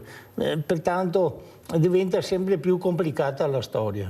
Ma non è che le leggi che abbiamo difendono di più l'inquilino che il proprietario, perché se uno non ti paga l'affitto, non paga le spese condominiali, prima di buttarlo via, cioè mandarlo via, buttarlo fuori, ce ne vuole del tempo, come funziona? Poi dobbiamo anche capire. Ma dopo dove vanno? Tu lo butti fuori, che è la pubblica amministrazione, i comuni che si devono accollare, trovargli un alloggio, eccetera, per cui sicuramente i comuni non ti aiutano, frenano, e magari si rivolgono anche ai giudici dando tempi, eccetera. Ma cosa dice la legge, ad esempio? Ecco, quando è che hai lo sfratto esecutivo, Piero Lorenzon? Quando il giudice te lo dice. Non puoi stabilirlo te, non c'è nessuna legge. Ma che passaggi ci sono? Primo avvertimento, come funziona? Ma tu mandi lo sfratto tramite un legale, no? Poi se non funziona il legale si rivolge ai giudici. E i giudici, i tribunali, come si sa, le pratiche sono infinite, per cui non è facile trovare nel giro di poco tempo che ti diano l'ok per lo sfratto. Cioè passano anni. E poi ripeto, se l'inquilino ha dei figli minori, passano diversi anni. Un'altra cosa importante da capire è anche l'importanza di capire come fare per cercare anche di venire incontro a queste esigenze, di mettere assieme proprietari e inquilini. Ci sono anche dei sindacati che fanno questo, ma c'è la difficoltà a parlarsi, perché se la gente non si fida vuol dire che c'è qualcosa a monte. Ieri abbiamo sentito su un appartamento, non so se riusciamo a trovare il servizio qui a Treviso, hanno trovato non so quante persone all'interno, invece 7 persone su Mini 7 persone. Anche qua i controlli come dovrebbero essere fatti? Che sanzioni ci sono per quelli che fingono di avere l'appartamento sia per loro e dopo mettono in casa? Cosa succede, Lorenzo? Perché uno, se è straniero, per carità, ha bisogno del permesso di soggiorno. Per avere il permesso di soggiorno tu devi avere un alloggio, per cui per avere l'alloggio tu dichiari che abiti presso Tizio e puoi fare la richiesta del permesso di soggiorno. Se non hai, e questo qua probabilmente che aveva 7 persone sui Mini ha sempre firmato la richiesta, e chi poteva controllare? Nessuno, no. Se richiedono un conto è segnalare che tu hai in casa per un periodo una persona, un conto è che il controllo diventa quando uno richiede la residenza. Chiedendo la residenza i vigili vanno in sopralluogo e verificano. Che sanzioni ci sono se trovano questa persona che ospita? Variano, perché c'è da 10 a 20, adesso l'importo preciso non lo ricordo, ma paghi una sanzione praticamente. Una sanzione. Andiamo a vedere il servizio e poi lo commentiamo. 9 cittadini pakistani in un appartamento di via Montello, dove solamente 2 residenti di fatto erano registrati all'ufficio anagrafe. Sono quelli sorpresi dalla polizia locale di Treviso. 7 degli occupanti erano dunque ospitati abusivamente per il loro connazionale, che li aveva presi in casa senza effettuare la prevista denuncia nei termini di legge. Sono scattati altrettanti verbali quanti erano gli ospiti non dichiarati. Le sanzioni amministrative elevate ammontano complessivamente a oltre 2.000 euro. Il cittadino straniero ha l'obbligo di essere segnalato qualora ospitato. E delle persone presenti, 9 in totale, soltanto 2 erano in regola mentre 7 non lo erano, e questo evidentemente è un potenziale rischio per tutto ciò che riguarda l'ambito non solo amministrativo ma anche della sicurezza in generale. Ulteriori accertamenti sono ora in corso per capire a che titolo i 7 si trovassero nell'appartamento e se il padrone di casa percepisse un affitto. Ci sono delle tracce in questo senso, approfondiremo sicuramente la tematica, comunque l'accertamento, anche perché ci sono altri aspetti che evidentemente possono essere importanti, anche banalmente, ma non è banale in realtà, una questione di gestione dei rifiuti. Basti pensare alla differenza di tariffa tra 2 e 9 occupanti. I controlli della polizia locale in materia di presenze illegali nel territorio sono quotidiani. Non si tratta in questo caso di occupazione abusiva, ma di omessa denuncia di ospitalità. Ma il tema casa è caldo e lo conferma l'aggressione a Maserata sul Piave alla troupe della trasmissione Striscia la Notizia da parte di una famiglia rom che, malgrado lo sfratto esecutivo, si rifiuta da 2 anni di restituire l'alloggio al legittimo proprietario. Marina Bonotto, vicepresidente di Ater, parla di fatto inaccettabile e gravissimo. È quello che spesso accade anche ai nostri dipendenti, dice. La collaborazione con comuni e forze dell'ordine è dunque fondamentale e cita la gestione dello sfratto da un alloggio popolare della famiglia di Ronny Levakovic, il 28enne che tamponò e uccise 2 donne sul terraglio a Preganziol. Il nostro obiettivo, conclude Bonotto, è quello di rispondere a chi ha davvero necessità di una casa e la cerca nel pieno rispetto della legalità. Allora, la mia domanda è anche una riflessione che faccio a voce alta. Allora, intanto però volevo salutare il nuovo comandante della Polizia Municipale di Treviso, ecco il comandante Patrick Antonello, che abbiamo avuto ospite diverse volte, ma ricordando sempre anche il già comandante Andrea Gallo, che purtroppo non c'è più, ci ha lasciato veramente un vuoto immenso, una persona non per bene preparata di più, veramente ho piacere anche di ricordarlo, e però facendo anche complimenti al nuovo comandante della polizia locale Patrick Antonello. Allora, lei era già appunto della polizia locale, comandante della polizia locale, ma questi controlli, cioè queste sono le persone che abbiamo e gli appartamenti da controllare sarebbero anche tanti se uno si mette. Cosa dice? Come commenta questo servizio, Lorenzo? Ma qua ripeto, una volta c'era l'obbligatorietà di fare denuncia anche alla questura quando c'era uno straniero che entrava. Adesso è stata abolita quella norma là. Bisogna che magari il vicinato, qualcuno segnali queste persone eccetera, allora se no diventa quasi impossibile. Una città come Treviso di 100.000 abitanti, come fai? Diventa impossibile controllare tutte queste cose qua. Bisogna che in qualche maniera, se il vicinato, qualcuno segnala, delle cose, allora si fa il sopralluogo, si va a verificare, se no diventa un po' difficile, e anche perché questi qua magari escono la mattina presto e rientrano la sera tardi, magari qualcuno non li vede neanche, diventa un po' complicata la situazione. L'importante, ripeto, come si dice su tante cose, la segnalazione, che si può richiedere che resti anonima per non crearti asti con queste persone, ma se tu segnali qualcuno interviene dopo. E sulla questione, allora adesso passiamo anche agli affitti brevi, che non si riesce bene a capire, sono anche delle nuove normative. Ecco, cosa sta succedendo, Lorenzo? Sta succedendo che c'è tanta richiesta e più delle volte si dà per 2 o 3 giorni senza segnalare niente a nessuno, anche magari non ufficialmente rilasciando ricevute fiscali, gira tanto, perché non è facile da trovare, ripeto. Ma sono società queste che fanno questi affitti brevi? Ma anche i privati, io conosco qualche privato che anche a Treviso fa gli affitti brevi.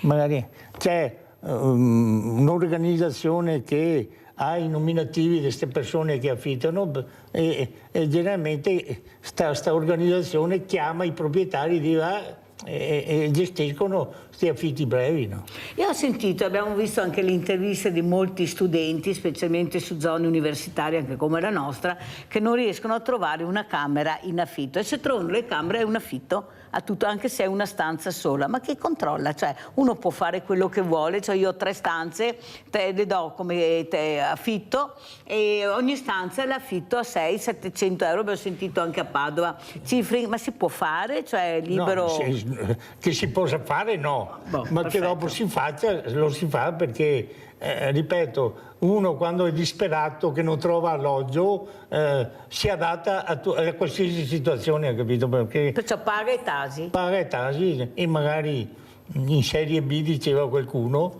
e se no non hai altre soluzioni. Cioè o accetti questo, diciamo, o non trovi niente. Oppure non riesci a studiare perché no. Ma capite come siamo messi? Guardate che è una cosa incredibile, ma io non so, io veramente sto pensando, noi nel nostro territorio solo di ville venete abbandonate, di strutture abbandonate, quando penso alla provincia di Treviso, questa Versailles per gli uffici, io mi domando, ma era proprio necessario spendere tutti quei soldi per fare questa provincia, per mettere veramente gli uffici della provincia, o si poteva anche creare qualcos'altro su questi spazi enormi, immensi? Ci sono ancora 2 edifici da ristrutturare. Ecco, perché non riusciamo a capire? Siamo senza RSA, siamo senza asili, non abbiamo, avete sentito, non abbiamo ostelli per i giovani. Ma è possibile continuare a vedere il degrado? E poi cosa fanno? Si vende. Quando c'è qualche problema, allora continuano a passare tra comune, provincia, regione. Cioè è un disastro totale in giro. E dopo si creano dei fatti che magari, come che abbiamo visto qua, in 7-8 persone perché non hanno trovato alloggio. Sono magari persone che lavorano anche. Sì. E per me era valido il discorso che avevano promosso anche i sindacati di proporre ai datori di lavoro di creare anche degli alloggi per i dipendenti. Come facevano una volta? Una volta c'era... E quella potrebbe essere una soluzione che può adattarsi ai tempi che stiamo percorrendo. Oppure il datore di lavoro garantisce l'affitto perché essendoci la busta paga, perché anche qua bisognerà trovare delle soluzioni, perché se è gente per bene che lavora, che ha voglia di pagare un affitto ma che il proprietario non si fida, dovrebbe intervenire il datore di lavoro. Giustissimo il discorso. L'altra faccia della medaglia è che non ci sono alloggi, per cui il datore di lavoro garantisce cosa? Di un alloggio. Però abbiamo anche detto che ci sono tante persone che non si fidano. Sì, è vero, ma però attualmente a mio giudizio... il problema numero 1 è che mancano alloggi. Manca alloggi, non ci sono alloggi. Da me quando viene qualcuno, prima che dica niente, io dico cercate affitto, non ho niente. Questi rimangono veramente di stucco, fanno anche un po' pena qualche volta perché... Sì, sono brave persone anche, non è mica... Ci si mette nei panni loro. Ma perché c'è così anche tanta paura del diverso, Lorenzo? Lei vive qui a San Biagio, ecco, ma non solo a San Biagio, c'è questa chiusura verso il diverso. Dopo magari quando si conosce ci si fida, ma al momento abbiamo questa paura del diverso, specialmente con la pelle scura. Sì, perché...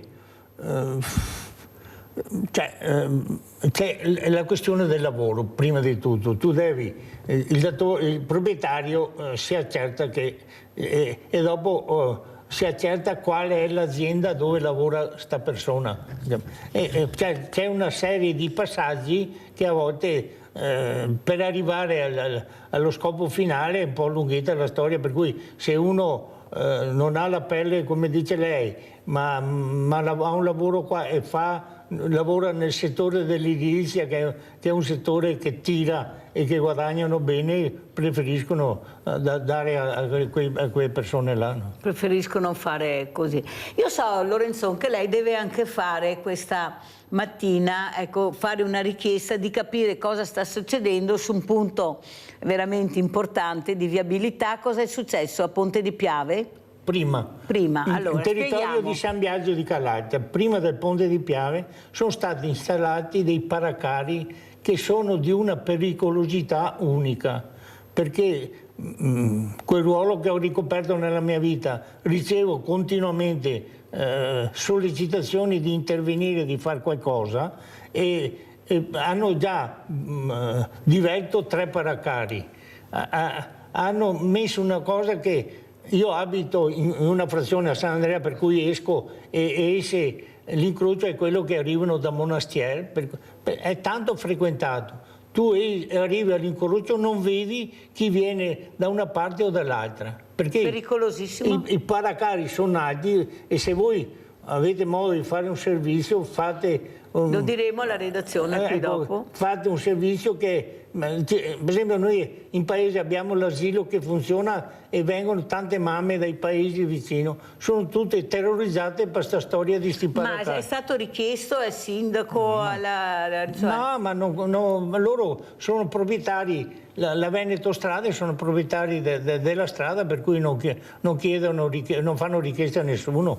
Ma si può continuare, ma uno ha anche diritto di sapere, cioè l'amministratore, visto che è responsabile della salute dei cittadini. Adesso io segnalo la cosa anche al prefetto, perché signor prefetto, credo che sicuramente, vista la cosa, interverrà, perché prima che succeda qualcosa, prima o dopo succede qualcosa di grave.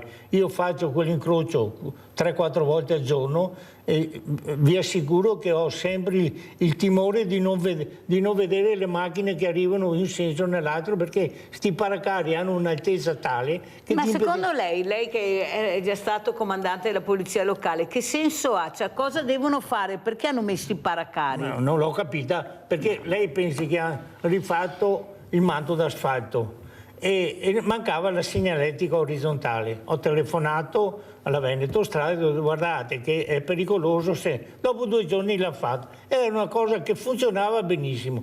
Non sto capendo sta invenzione a cosa ha portato e cosa si vuole dimostrare. Hai capito? Vedete, questo Lorenzon è un cittadino attivo. Quando c'è qualcosa che non va, oltre a essere conosciutissimo nel territorio appunto per il lavoro che faceva, ma soprattutto sta cercando anche di capire cosa succede, perché succede questo, che se diventa un pericolo. Ma perché non cercate di capire che è un pericolo veramente e non si può mettere? Io non riesco. Guardi, lei vedrà, e spero di essere smentito, prima o dopo succede qualcosa di pericoloso su quell'incrocio là. Noi andremo subito, daremo alla redazione dopo, quando lei uscirà, Lorenzon, questa segnalazione, perché è una segnalazione importantissima. Come dice Lorenzon, prima che capiti qualcosa sarà giusto anche capire. Ha ristretto tutto, per esempio. Ma chiamare Veneto Strade, magari, visto che lei faceva anche, che diano spiegazioni? No, non ti danno spiegazioni. Non danno spiegazioni. Ma difatti l'altro giorno c'erano dei cantonieri là, mi sono fermato e ho detto, guardate che è una cosa pericolosissima, allora deve segnalare più in alto. Va bene, comunque se fate un servizio fate del bene per la società. Lo diremo, lo diremo. Che è una cosa veramente pericolosissima. Allora andiamo a vedere questo video, visto che parliamo di strade, andiamo a vedere queste protezioni, barriere stradali. Andiamo a vedere il video.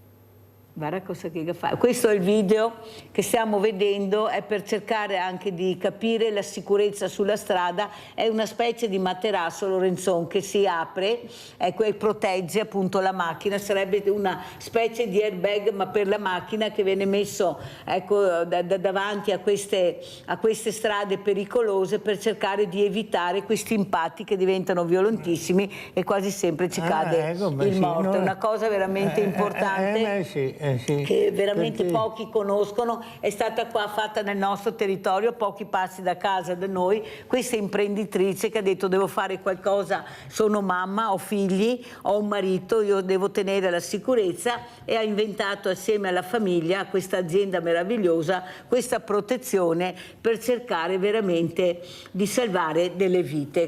Capite che c'è sempre qualcuno che cerca di andare oltre. Prego Lorenzo. Ma no, volevo dire che bellissima la cosa, soprattutto per i giovani, che a un certo momento lei vede che di notte corrono, eccetera, se trovano qualche barriera che li protegge, è una cosa veramente interessante e bellissima, perché io ho 2 nipoti in tenera età, dai 15 ai 20 anni, e li ho sempre con il terrore che se escono qualcuno possa succedere qualcosa. No? Raccomando sempre, state attenti, vedete che chi guida non beva, però la gioventù è gioventù. Ho capito io, però dopo quando muoiono diventa veramente una tragedia. Senta Lorenzo, lei che è già stato comandante della polizia locale, ecco, queste forze dell'ordine che sono un po' con le spalle al muro, hanno pochi numeri, le richieste di sicurezza, penso lo sappia anche lei,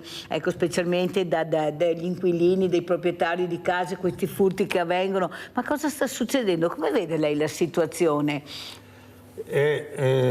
Secondo me c'è l'impunibilità di chi commette certi reati, perché le prigioni sono stracolme e poi c'è sti arresti domiciliari che dopo uno non li rispetta. Io ho una casa un po' isolata, cioè, singola, e dico la verità, che arrivo a casa la sera eccetera, mi viene sempre in mente che potrebbe esserci qualcuno che è già passato dentro casa pur avendo l'allarme, però oggi non sei più sicuro di nulla, perché ti violano le abitazioni e gli appartamenti come fosse una cosa normale, che fosse, ripeto, le forze dell'ordine, se magari usano un po' le maniere forti, vengono indagati per eccesso di esercizio che non è giusto, insomma, no. Allora veramente noi non riusciamo più a capire come dobbiamo, ecco, proteggerci, perché se esci hai paura, se stai in casa hai paura, veramente siamo in una situazione che non fa niente bene. Allora sentiamo cosa dice anche la Questora proprio su questa sicurezza e cosa fare, ecco, se vediamo dei ragazzini o conosciamo dei casi, segnalare. Sentiamo cosa dice la Questora di Treviso. Quello che chiediamo è la massima collaborazione dei cittadini, ecco, coinvolgerci e farci sapere quello che succede, magari essere anche i primi a saperlo può essere molto utile. Si rivolge direttamente ai cittadini il questore di Treviso Simone nella lotta al disagio giovanile. Sono i nostri occhi e le nostre orecchie. Noi, dice, non possiamo prescindere dalla loro collaborazione. Entrare nei nostri uffici e avviare delle forme di collaborazione non significa denunciare, significa segnalare delle situazioni. Saremo poi noi a valutare. Anche una semplice chiamata, una segnalazione possono diventare fondamentali per il lavoro delle forze dell'ordine. All'indomani dell'omicidio di Francesco Favaretto in via Castelmenardo, il questore lanciò un appello proprio ai cittadini per fare rete. E la rete ha funzionato e sta funzionando, perché l'appello a fare rete ci ha dato la dimostrazione che solo con la rete, con un'efficace rete, riusciamo a permeare bene il territorio e a controllare il territorio. Quindi io rinnovo questo appello. Una collaborazione talmente importante da portare il questore a ringraziare personalmente chi collabora per la sicurezza della propria città. Io sono solita far chiamare e contattare tutti i cittadini che ci scrivono per ringraziarli, che spesso si meravigliano perché non si attendono un riscontro, però questo accade. Allora Lorenzo, abbiamo sentito la Questora, è una donna tosta, con le idee chiare, determinata. Quanto importanti sono le segnalazioni? Secondo lei, quando era vigile, ecco, comandante dei vigili, c'erano le segnalazioni, cioè il cittadino partecipa o è restio a partecipare? Ma c'era un po' meno delinquenza di quella che c'è oggi. Io dico sempre, quando tu vedi per esempio vicino a casa tua una macchina sospetta, prendi la targa, non si sa mai, che può darsi che sia magari, se non serve a niente no, ma se capita qualcosa tu hai un documento, un qualcosa che si può arrivare a chi commette certi reati, e questo sarebbe, come giustamente che dice la signora Questore, che aiuta anche le forze dell'ordine a arrivare prima sui delinquenti, no? Allora, tornando invece all'immobiliare, agli affitti, ma questi affitti che crescono sempre di più, queste case che crescono di più e le paghe sono sempre quelle, le pensioni sono quelle, e come fanno? Perché lei in città è proibitivo pensare di acquistare un alloggio, in periferia non è che costi tanto meno perché ti va quasi un affitto, ma i costi sono quelli, perché come ha detto lei il proprietario dice le tasse e come faccio io a pagare? Sì, ma guardi che... Cioè, bisognerà pure trovare una soluzione, non so. Ma per esempio c'è una forma, per esempio sugli affitti, c'è una forma di legge che si chiama un affitto con una bassa tassazione. Cioè se tu fai un contratto dove c'è paghi meno tasse rispetto però c'è un contratto che va registrato e che va forfettario, no, neanche forfettario, cioè deve essere fatto con una norma che prevede la legge, nel senso che tu devi mettere il contratto di affitto regolamentato, cioè tu devi citare una legge e tu devi consegnarlo al comune in modo che quando ti tassano IMU, c'è la riduzione in automatico del 20%. Per cui la possono fare tutti? Tutti la possono avete fare. Sentito anche un'altra cosa che abbiamo imparato questa mattina, però bisogna scrivere. Bisogna fare il contratto che è previsto da legge e poi, ripeto, la copia va portata al comune in modo che ti riduca il costo della tassazione, che paghi dell'IMU. Un'altra cosa, Pietro Lorenzon, tanti capannoni sfitti, cosa sta succedendo, cosa succederà con questi capannoni, cosa sente lei? Sento che c'è un po' di crisi nei vari settori, c'è un calo di esportazioni, c'è un calo di materie prime, c'è un calo perché parlavo con un fornitore di gasolio là per le aziende, mi ha detto che c'è un periodo che c'è difficoltà di pagamenti da parte delle aziende e riducono la richiesta di combustibile per ridurre i costi. Perché veramente è un momento un po'... È un momento un po' conviene difficile. più quasi a buttarlo giù che no, perché veramente se uno paga tasse, perché devi pagarle le tasse anche se non lo usufruisci più e non riesci a affittarlo. Ma infatti ho mio figlio che lavora nel settore del legno, fa rappresentante, diceva che nel Pordenonese, per esempio, la gente butta giù il coperto dei capannoni in modo che lo renda inagibile e non paga più le tasse. Pensate. Sì. Chi avrebbe mai immaginato, Lorenzo, una volta c'era... con la richiesta che c'era, mamma mia. Ecco, i bei tempi cosa si chiedeva? Sempre di più? Sempre di più. Non c'erano capannoni a sufficienza. Mi ricordo anche qua, c'era una storia che non finiva più di quanta gente lavorava. Allora andiamo a vedere anche un'altra cosa che riguarda i nostri diversamente giovani, andiamo a Belluno e guardate con questi truffi agli anziani cosa andiamo a vedere e a sentire, andiamo a Belluno, truffe anziani.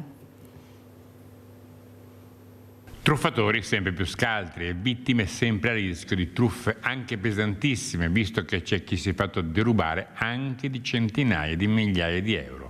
Per la terza volta Belluno cerca di prevenire con una campagna informativa portata in tutte le frazioni con attori che un po' scherzando, un po' facendo sul serio, recitano le possibili situazioni in cui ci si può venire a trovare. Gli anziani sono una delle categorie fragili della nostra società e vanno a intaccare con alcune situazioni proprio il tessuto sociale, quindi si allarga la problematica. Per noi arrivare a raggiungere gli anziani, spiegare loro il comportamento che devono attivare nel caso delle truffe agli anziani ci facilita molto la ricaduta sociale. Una volta le truffe erano fatte con un contatto reale, ora molte sono telefoniche, a volte prevedono l'arrivo di un qualcuno che incassa soldi per fantomatici figli feriti o arrestati. Il più delle volte si completano con il solo telefono e a volte sono attraverso il web. Fidarsi dunque, ma certo non di tutti, e al minimo dubbio chiamare 112, 113 o 117 che sono numeri impossibili da clonare per questi squalidi personaggi che sfruttano la fiducia concessa dagli anziani e non solo da loro. È estremamente importante perché è un fenomeno che registra un incremento, il fenomeno delle truffe agli anziani, ed è un fenomeno odioso che va contrastato attraverso la prevenzione soprattutto, ed è odioso proprio perché colpisce le persone più fragili. Visto che abbiamo parlato e sentito di queste truffe, io parlavo proprio con Pietro Lorenzon pensando, ma perché questi anziani che vivono da soli, veramente su case anche magari non vicine a dei paesi con magari vari servizi, non mettere assieme a loro magari questi studenti, questi sono anche ragazzi per bene, cioè perché sempre questa paura di qualsiasi cosa? Prima sarebbe un aiuto anche per loro, io so che anche a Padova ci sono realtà che lo fanno e sono contentissimi. Anni fa vi ho fatto vedere anche le interviste di questi diversamente giovani, come li chiamo io, stracontenti e strafelici di avere queste persone, perché qualcosa bisogna, intanto sarebbero anche più sicure anche loro, perché sono anche ragazzi bravi, non ci sono mica tutti cattivi ragazzi. Cosa dice Lorenzo? No, ma concordo pienamente, nel senso che bisognerebbe creare delle strutture all'interno dei comuni in cui uno dice sono solo se capita, ha capito, perché uno come fa a sapere se qualcuno è interessato ad andare a abitare con lui? I traghettatori, i famosi ponti che mancano. Giusy, vai Giusy. Ciao Mirella, buongiorno al tuo ospite. Allora, noi alle volte segnaliamo anche, ma dopo quando li prendono, li portano dentro in caserma, danno i loro dati e sono liberi come prima. È come il gatto che si morde la coda. Vedi che tanto non fanno niente, e loro fanno apposta così perché sanno che non li fanno niente. E noi andiamo avanti così, sempre ci sarà questo disastro irreparabile, perché è sempre peggio, perché non ho fiducia più in nessuno. Ma se i carabinieri non possono neanche mettere le mani addosso per prenderli, per mettere le manette qualcosa? Ma la legge, ma che legge hanno fatto? Che legge è questa? È tutto al contrario per noi cittadini? Ma stiamo lì a mettere tutti quanti queste videocamere qua e là, ma la gente non ha tutti questi soldi e non bisogna che siamo noi a guardare chi viene e chi non viene. Abbiamo tanti militari che dovrebbero fare magari, oppure mandarli a casa loro questi extracomunitari che non sono regolari, e anche i nostri bisogna insegnarli a questi ragazzi. Le mamme non insegnano più niente. Io quando mia mamma la mattina non mi prendeva, a mezzogiorno quando arrivavo a casa me le dava, ho detto ma cosa ho fatto? Da stamattina? E lì loro invece non le fanno niente, nessuna osservazione, perché hanno detto che hanno paura che dopo scappano da casa se io li maltratto, cioè li insegno. Non scappano da casa, no, perché non hanno i soldi, dai capito, di vivere da soli. Questo voglio dire. È un disastro irreparabile. Vi ringrazio. Grazie a te Giusy. Lorenzo, come commentiamo la telefonata di Giusy? Allora, concordo pienamente con la Giusy, nel senso che oggi i genitori non usano più le maniere un po' serie, severe, hanno paura, perché se a scuola un professore richiama, non richiamano il figlio, ma vanno a richiamare il professore e si sente tutti i giorni questa cosa qua. Una volta un signore mi ha detto che con suo figlio era stato un po' severo e che a quel tempo faticava a accettare la sua severità. A distanza di anni ha detto: ti devo ringraziare, sei stato un po' severo ma ti devo ringraziare. Ha fatto segno mio figlio.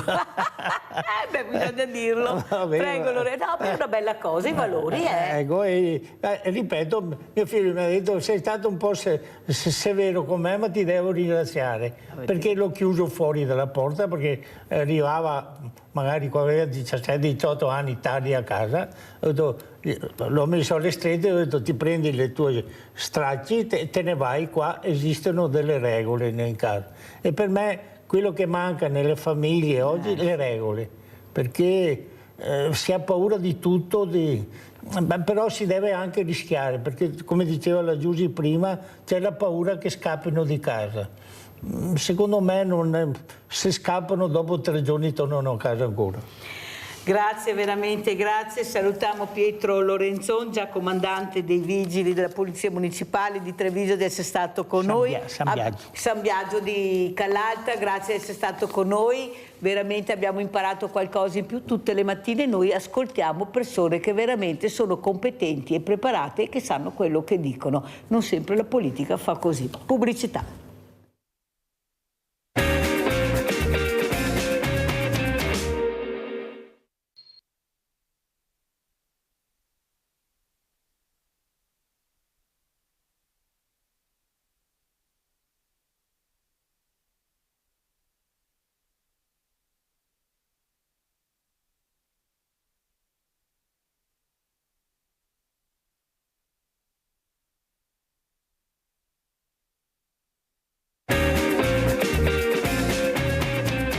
Saluto Giancarlo Antoniazzi, Presidente Associazione Contea di Conegliano. Buongiorno Antoniazzi, grazie di essere qui. Abbiamo parlato all'inizio della trasmissione di questo mondo del volontariato dove ci mancano i giovani, come fare per intrigarli, andiamo nelle scuole ma i numeri non li abbiamo. Cosa sta succedendo secondo lei Antoniazzi? Come fare? Io ne parlo tutte le mattine, spero veramente di riuscire a veramente magari quella famosa goccia nell'oceano. Prego.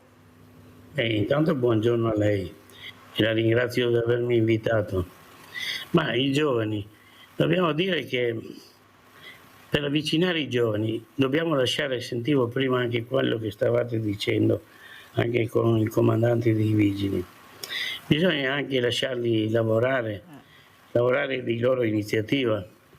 Non dico rischiare, però lasciare spazio in modo tale che possano anche, come dire, devono misurarsi con se stessi, devono misurarsi con le problematiche, devono farlo, no? Direttamente, in diretta, se no è chiaro che non costruiscono esperienze. Li dobbiamo seguire, li dobbiamo aiutare, ma non indicare loro solo ciò che devono fare, aiutarli a capire quello che stanno facendo. Io vedo questo. È ovvio che la famiglia, come dicevate prima, è la prima base, il primo piedistallo, ma anche socialmente abbiamo poche cose che gli vanno incontro. Quindi dobbiamo costruire anche un lavoro molto, molto certosino, molto attento all'esterno per loro. Antoniazzi, spieghiamo anche per chi non conosce cos'è questa associazione Contea di Conegliano. Prego Antoniazzi. L'associazione Contea è un acronimo, è Conegliano tutte le età attive. Nasce nel 2000 con un ambulatorio di prima prevenzione, nasce da 2 ex sindacalisti, no? Per dare sostegno e aiuto alle persone che andavano in pensione, quindi chiudevano il loro servizio attivo. E di là si è inoltrata nel tempo. Poi nel 2015 l'abbiamo non rigenerata, l'abbiamo amplificata inserendo dentro i trasporti solidali. Assieme ai trasporti solidali, sempre l'ambulatorio dove passano 2000, dove si vedono 2.500-2.700 persone all'anno. È un ambulatorio sociale dove viene misurata l'ossigenazione, la pressione sanguigna, si fanno quelle iniezioni che a casa non si fanno più, le glicemie, e con un tesserino, e si danno anche delle indicazioni perché c'è un medico in pensione, ci sono degli infermieri diplomati in pensione, danno anche quei consigli necessari per una vita migliore, per una vita più attenta. Abbiamo aggiunto nel 2015, dicevo, i trasporti solidali, ma anche altri progetti, poi ci siamo fermati con il Covid, adesso li stiamo riprendendo, abbiamo 3 progetti da mettere in cantiere e quindi siamo 55 operatori e quindi questo siamo. Abbiamo 9 mezzi, un pulmino, stiamo lavorando con, abbiamo delle convenzioni nei trasporti, una con Conegliano, una con Stacco regionale, una con LUIS per i bambini con disabilità grave verso le scuole, abbiamo un accordo con una convenzione con il Tribunale Penale di Treviso per le persone socialmente utili che sono messe alla prova, abbiamo 10 persone, e uno ce l'abbiamo con il Tribunale dei minori di Venezia. Quindi questo è il nostro lavoro. Antoniazzi, quello che volevo chiederle, io sto cercando di mettere assieme, invitandole qui tutte le mattine, le associazioni di volontariato, perché mi sono accorta, ed è anche una loro richiesta, siamo in tanti ma non ci conosciamo, noi interagiamo tra di noi, ognuno fa il suo lavoro nel suo orticello e finisce, si cala il sipario alla fine. Allora abbiamo cercato di capire come fare per cercare di incontrarsi, di capire chi siamo, cosa facciamo, come possiamo aiutarci. Abbiamo creato il villaggio delle associazioni che si riunirà per la seconda volta, allargandosi ancora di più, presso il Parco del Sile dal 10 al 13 di luglio a Silea. Il primo incontro è stato fantastico perché veramente abbiamo visto la volontà di conoscere, di capire come ci si può aiutare, come fare rete assieme, se io una cosa ma conosco te che la puoi fare e viceversa. Cosa dice Antoniazzi? Non sarebbe tempo anche di unire le forze per cercare, perché poi l'obiettivo di tutti è quello di aiutare alla fine, essere utile per qualcuno, per la società, prego, e per la comunità. Perfettamente d'accordo con lei, è un'iniziativa che merita riconoscimento, anche perché con Tea, ma non solo con Tea, ma noi stiamo lavorando sulla stessa falsariga. Noi stiamo lavorando per mettere in cantiere una cittadella del volontariato, proprio per costruire rete. Adesso a maggior ragione, dopo il Covid, c'è bisogno di ricomporre le fila dentro il mondo del volontariato. Anche perché il volontariato è cambiato, cioè non è più solo cittadinanza attiva, ma oggi è un soggetto complementare al sistema e pertanto deve essere più organizzato, deve essere preparato, deve avere in sé persone qualificate attraverso anche la formazione, e quindi sicuramente la vostra è un'iniziativa meritevole. Se mi invita parteciperemo volentieri e potrà essere anche una collaborazione, perché mi dà questo spunto, una collaborazione per quello che noi stiamo lavorando, stiamo portando avanti, abbiamo delle iniziative, come dicevo prima, un pensiero che abbiamo è in Conegliano una cittadella del volontariato. Conegliano perché si presta ad essere il centro di questo, però è un'attività che faremo per 5 comuni, quindi un bacino d'utenza molto importante. Vorremmo arrivare là. Per fare questo ci vuole la rete, ci vuole collaborazione, come dice lei giustamente, conoscerci, aiutarci e portare avanti questi progetti. Allora, un'altra cosa importante, parleremo di calo demografico e parleremo col professor Claudio Bonghi che è collegato con noi. Buongiorno professor Bonghi. Buongiorno, mi sentite? Sì, adesso la sentiamo bene, siamo riusciti a fare il collegamento, professore. Sì, allora, è stato un po' complicato, ma alla fine ci siamo riusciti. Professor Bonghi, è veramente che i numeri abbiamo, perché forse qualcuno non riesce a capire che forse dovremmo investire in qualcun altro, perché i giovani non li abbiamo, c'è una denatalità che fa paura e sono i diversamente giovani che aumentano sempre di più senza servizi alla persona. Prego, professor Bonghi. Sì, allora mi dà spunto proprio per parlare di questi aspetti qua che sono estremamente importanti e forse non abbiamo, come dice lei, la coscienza di quello che sta accadendo in questi anni.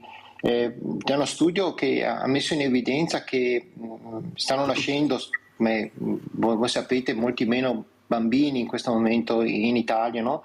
Stiamo parlando di oggi meno di 400.000 bambini e nel 2003 erano più di 500.000, per cui abbiamo un calo che è importante. Questo si può tradurre nel prossimo futuro, e si parla di un orizzonte temporale del 2040, quindi non siamo molto distanti, che ci possa essere un calo di potenziali immatricolati a livello universitario di oltre il 25%. Che significa sostanzialmente che noi rischiamo di abbattere in maniera significativa i prossimi futuri quadri di tutti i professionisti e che dobbiamo in qualche misura porre rimedio a questa situazione se questo è il tasso di natalità a cui andiamo incontro. E questo ovviamente si ripercuote non solo sulle professioni che sono probabilmente più note a livello come possa essere quello dei medici o degli ingegneri, no? Ma anche va a impattare quello che riguarda me personalmente, e colgo qua anche l'occasione per presentarmi perché sono un docente dell'Università di Padova dell'ambito agrario, e in questa sede qua mi presento con il cappello un po' più ampio che quello di un delegato della didattica, quindi che si occupa degli aspetti legati alla formazione per quanto riguarda il mio dipartimento, che è un dipartimento che si chiama DAFNE e il cui acronimo significa Dipartimento di Agronomia, Produzioni Vegetali, Animali, Risorse Naturali e Ambiente. E quindi di fatto spazia in tutti quanti quelli che possono essere gli ambiti agricoli. Ecco, detto questo in termini di presentazione, come vi dicevo, l'impatto di questa denatalità diventa estremamente importante soprattutto per quelle realtà come quella del settore agricolo, dove in questo momento il numero di immatricolati sta vivendo una situazione di flesso già in questo momento. Come Università di Padova, per quanto riguarda gli aspetti legati alla facoltà di agraria, alla vecchia facoltà di agraria che adesso è diventata scuola, stiamo ragionando su circa tra i 400 e i 500 immatricolati per anno, ma la tendenza è quella verso una diminuzione. Siamo passati dopo l'era Covid da 550 iscritti immatricolati nuovi a 400 e quindi di fatto con un calo di oltre 100 unità. E tutto questo capite bene che poi si ripercuote in termini di professionalità che vengono sviluppate all'interno dell'ambito agricolo, che rimane per la Regione Veneto uno dei più importanti in termini di capacità produttiva e di qualità soprattutto. Ecco perché bisogna che sostanzialmente vengano messi in atto tutta una serie di iniziative che consentano di fronteggiare questa situazione, che non passano unicamente attraverso di fatto un flusso migratorio che può portare a delle nuove, dei nuovi cittadini, no? Questo è assolutamente una strada che può essere perseguita. Quelli che arrivano come immigrati qui in questo momento possono essere di diversa estrazione culturale, ma normalmente trovano un impegno lavorativo che non è quello qualificato che può essere richiesto in questo momento dal mercato. E la speranza può essere che probabilmente alcuni dei loro figli, quindi parliamo di italiani di seconda e di terza generazione, possano diventare poi degli immatricolati, ma dobbiamo soprattutto puntare sul nostro ambito interno, quindi bisogna cercare di potenziare l'attrattività per quello che riguarda noi ciò che si insegna nelle scuole di agrari in questo momento a livello universitario. Professor Bonghi, volevo chiederle una cosa, professore, mi sente professore? Mi sente, sì. Professore? Volevo chiederle una cosa. È vero quello che dice lei e quello che diceva anche l'altro ospite, Giancarlo Antoniazzi, che bisogna saper lavorare, bisogna lavorare in sicurezza, bisogna avere professionalità e competenza.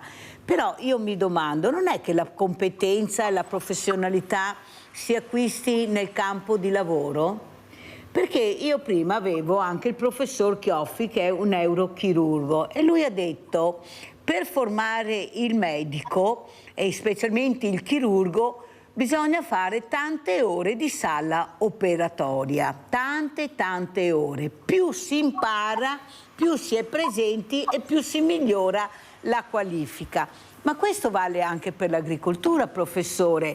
Perché noi impieghiamo questi ragazzi che sono chiusi in queste stanze? Ogni tanto li vado a trovare perché ho la fortuna anche di incontrarli, e finché non arriva questo cartellino, perché ci sono i cartellini con i colori, non possono uscire, non possono lavorare. Noi paghiamo le cooperative, perché non pagare direttamente anche questi ragazzi e metterli nel campo, naturalmente con persone competenti, ma non penso che abbiano tutti dei macchinari e che devono diventare ingegneri prima di fare l'agricoltore. Cioè non si può iniziare proprio dal campo, iniziare a lavorare e capire come si lavora, perché per carità non sapranno adoperare i nostri strumenti tecnologici molto avanzati, ma lavorare la terra e conoscere la terra forse la conoscono meglio di noi, il profumo della terra. Cosa dice, professore? Allora, sì, allora, è un'osservazione che è corretta, anche se io però vorrei un po' togliere questa idea un po' bucolica che abbiamo dell'attività agricola, nel senso che sempre di più l'attività agricola sta diventando un'attività diciamo che richiede una preparazione che può essere fornita a diversi livelli. Va bene, ma non è unicamente quello che si intendeva una volta, andare a zappare, dire, usando una frase che forse può essere magari fraintesa, ma non è solamente uno sforzo fisico, è anche uno sforzo che deve essere legato alla capacità organizzativa del lavoro. Ecco quindi che queste persone che vengono istruite, va bene, a questa attività sicuramente possono essere inserite in filiere che possono essere semplici da un punto di vista gestionale, ma richiede a fronte la presenza di un imprenditore che sia in grado di poterle gestire in maniera adeguata, e questo forse anche è l'elemento che in questo momento sta un po' mancando, nel senso che abbiamo bisogno di avere le idee chiare su quali imprenditori agricoli vogliamo andare a formare. Poi la forza lavoro può essere gestita a diversi livelli, può essere impiegata per diverse tipologie di mansioni, ma deve essere fatto in una logica che preveda la presenza di un imprenditore che sia in grado di coordinare tutti quanti questi elementi. Ma vedendo anche gli imprenditori che abbiamo nel territorio, con queste enormi distese che abbiamo anche di ortaggi, perché non abbiamo solo il vino, abbiamo distese, basta andare anche nelle zone di Rovigo per vedere cosa vediamo. Forse sarà da riflettere un po', professore, chi siamo e cosa vogliamo e qual è l'obiettivo che vogliamo raggiungere tutti assieme, però facendo squadra, perché sennò poi vediamo il lavoro nero anche nei nostri campi, non serve andare al sud come dilaga. Professor Bonghi, vogliamo parlarne? Sentiamo anche Antoniazzi cosa ne pensa. Antoniazzi, perché anche lei ha idee chiare su quello che è la persona, ecco, il soggetto e come valorizzarlo. Prego. Io penso quello che ho sentito dire dal professore sia importante, però penso sia molto importante riprendere un concetto dentro la formazione, perché è chiaro che la formazione poi va a impattare sulla vita sociale, no? Sulla crescita sociale della comunità, però dobbiamo anche riprendere un concetto primario, che la formazione non deve essere una formazione semplicemente per avere un posto di lavoro o potersi collocare dentro la società in un livello più alto. Deve essere un principio di formazione di cultura propria. Poi in virtù, no, dell'esperienza che uno può maturare o vuol maturare attraverso i diversi canali sociali, no, si può costruire di più. Io vedo questo, perché quel strano concetto, no, studia, che poi lavorerai meno, prenderai di più, avrai più stipendio, riuscirai a dare ordini e non sarai soltanto un subalterno, è un concetto sbagliato. Ma qua apriamo un grande fronte dal mio punto di vista. Il sistema aiuta questo, il sistema come dire, accompagna questo pensiero dentro alla società. Io non lo vedo, vedo che c'è più un'indicazione: meglio stai, meglio vivi, no? E quindi sprona più la volontà di crescere più che di formarsi e capire, no, in che società viviamo e cosa possiamo dare alla nostra società dove noi viviamo. Professor Bonghi, come commenta le parole di Antoniazzi? Prego. Sì, mi scuso, ho avuto un attimo di blackout perché dovevo sistemare una cosa, quindi non ho seguito completamente l'intervento, però mi pareva di capire che sostanzialmente quello che veniva detto era che si mirava più a una crescita di natura personale e non collettiva, e che questa crescita di natura personale in ambito lavorativo fosse legata a ridurre il proprio impegno, va bene, e cercare di portare a casa un compenso più elevato, se ho ben colto. Sì, anche perché si parla più di formazione, di didattica e poco di manualità. Noi dobbiamo avere anche la manualità, professor Bonghi. Porti pazienza. No, perché abbiamo uno strumento che si fa fatica a interloquire, nel senso che bisogna avere anche un po' più di manualità, tanto vero che anche la scuola, ieri avevo degli insegnanti, oltre alla didattica bisogna fare anche qualcos'altro, si può solo vivere di storia, di geografia, bisogna anche saper lavorare, saper usare le mani oltre alla testa. Prego, professor Bonghi. Ma assolutamente vero quello che dice, cioè nel senso che allora, se io voglio, ritorno di nuovo alla figura dell'imprenditore, ma non perché l'imprenditore deve coordinare e sfruttare il lavoro degli altri, non siamo in termini di questi ragionamenti qua. L'impegno dell'imprenditore è quello, parlo nell'aspetto dell'agricola, è di coordinare tutti quanti gli elementi che concorrono alla produzione e in cui la forza lavoro ha un ruolo importante, ma io sono in grado di coordinare se conosco. Allora qui bisogna coniugare due aspetti importanti, che sono quelli della conoscenza teorica abbinata alla conoscenza pratica. E la conoscenza pratica non è una cosa che possiamo insegnare, ma è una cosa che va acquisita con il fatto di partecipare attivamente al processo, quindi di veramente lavorare e fare le cose, no?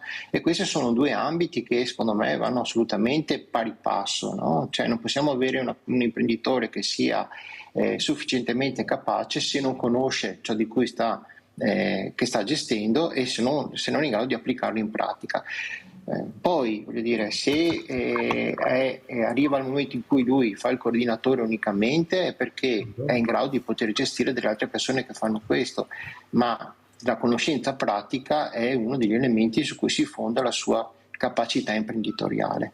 Ecco perché bisogna abbinare. Ora, chi deve fornire queste indicazioni da un punto di vista pratico?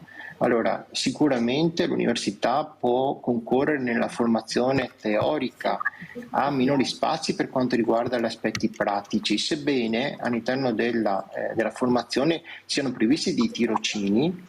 Faccio un esempio pratico, ad esempio abbiamo istituito una laurea professionalizzante per quanto riguarda gli aspetti dell'agricoltura di tipo biologico. All'interno di questa laurea professionalizzante un anno è dedicato esclusivamente all'attività di tirocinio all'interno di aziende. Ecco, quello è il momento in cui sostanzialmente si mettono in pratica ciò che è stato acquisito dal punto di vista teorico in ambito pratico. La cosa importante però è che questi tirocini, perché siano efficaci, ci sia la collaborazione da parte degli imprenditori che ospitano questi tirocinanti, no? E in questo senso qua allora una visione più collettiva, e qua forse non so se adesso sposo quello che ha detto l'altro ospite che sta intervenendo, va vista in un'ottica complessiva, quindi dove effettivamente anche l'impresa si mette a servizio per formare i lavoratori, no? Quindi che queste persone che vanno a fare i tirocini non siano viste esclusivamente come forza lavoro, ma siano effettivamente viste come potenziali nuove figure da formare. Antoniazzi, come commenta? Prego. L'integrazione tra l'attività universitaria e l'attività svolta dalle aziende. Scusate, perché sennò vi parlate sopra e non si capisce niente. Non bisogna solo formarsi per avere un posto sociale migliore, bisogna formarsi per avere cultura propria. In virtù di questa, no, entrare dentro al sistema, dentro nella società, prendere quegli indirizzi che uno sente più adeguati a se stesso e fare formazione, chiaramente, fare esperienza, perché se non la si fa nel campo, l'esperienza, come diceva prima quel chirurgo, non è che tu possa riuscire a fare chissà che cosa, perché l'istruzione di base è sicuramente importante, ci mancherebbe non ci fosse, però ripeto, non deve essere la meta per avere qualcosa di migliore, deve essere la meta per avere la capacità di intellettualmente di intervenire e di intercedere dentro il sistema sociale, con le nuove attività, con le nuove aperture tecnologiche, no? Anche nell'agricoltura, giustamente come dice il professore, però nelle varie realtà. Ma non bisogna partire con quel principio, con quel preconcetto che c'era fino all'altro ieri, ma anche qua dobbiamo ampliare la cosa, perché il sistema non è che aiuti molto tutto questo, perché se andiamo a vedere, la metto tra virgolette, chi ci gestisce a livello anche nazionale, non è che possano, come dire, o ti accompagnino i nostri giovani dentro al campo della formazione reale, no? Che tendono a fermarsi là quando gli hanno dato una formazione di base, pensano che possano essere correttamente a posto. E invece poi la dimostrazione è che i nostri giovani, proprio perché usano quell'intelligenza, quell'intelletto che hanno, che si sono, come dire, preparati, escono all'estero, vanno fuori dal nostro paese perché non trovano il resto, l'accompagnamento adeguato a crescere dentro la società in maniera attiva. Io la vedo così, poi per carità. Stiamo infatti cercando di parlare per capire, anche perché questi ragazzi chiedono anche una scuola che li intrighi di più, perché io nella carta sono formato ma manualmente dopo non so lavorare, perché sentiamo anche questo, sì hanno tutte le carte a posto, però metterlo a lavorare è un disastro. Professor Borghi, forse c'è anche da parte di questi studenti che vogliono una scuola che gli intrighi di più, sì la didattica ma anche la storia, la manualità, i laboratori come si faceva una volta. Io vado in molte scuole, i laboratori sono diventati magazzini, cioè cosa è successo, professore? Perché ho bisogno anche di sapere usare le mani oltre che alla testa, come si diceva prima, magari la didattica abbinata anche alla formazione fatta, come si dice, sul campo. Prego, professor Borghi. Bonghi. Sì, allora, ma per quanto riguarda il discorso dei laboratori, ho dei figli che sono ormai, insomma, a una certa età, sono già al lavoro, ma ne ho uno ancora che ha cominciato adesso il percorso nell'ambito della scuola secondaria e all'interno dell'istituto in cui lui si trova ci sono tanti laboratori, quindi di attività laboratoriale si fa. Quindi la scuola da questo punto di vista forma anche dal punto di vista dell'aspetto pratico, ma come dicevo prima, secondo me quello che manca è l'elemento di congiunzione tra la possibilità di fare tirocinio in un ambiente di lavoro vero e proprio. Quello che era stato fatto in passato con quel binomio che era scuola-lavoro va assolutamente potenziato. Ecco che quello è il momento in cui effettivamente si mette in pratica ciò che si è acquisito a livello, diciamo, di teorico, si tramuta in pratica. Ma allora a quel punto ci deve essere, e qui concordo assolutamente con l'altro ospite, che è quello di dire manca a livello nazionale un adeguato inserimento dei ragazzi in ambiti lavorativi, e questi ambiti lavorativi sono quelli che dovrebbero dare poi l'avvio all'aspetto del tirocinio. Molto spesso questi vengono interpretati invece dalle aziende come degli elementi di disturbo, cosa che invece non deve essere assolutamente, per cui il binomio scuola-lavoro è un binomio che va assolutamente potenziato. Lo dicono gli stessi studenti. Abbiamo Virgilio da Cassola, se non mi cade la linea, vai Virgilio.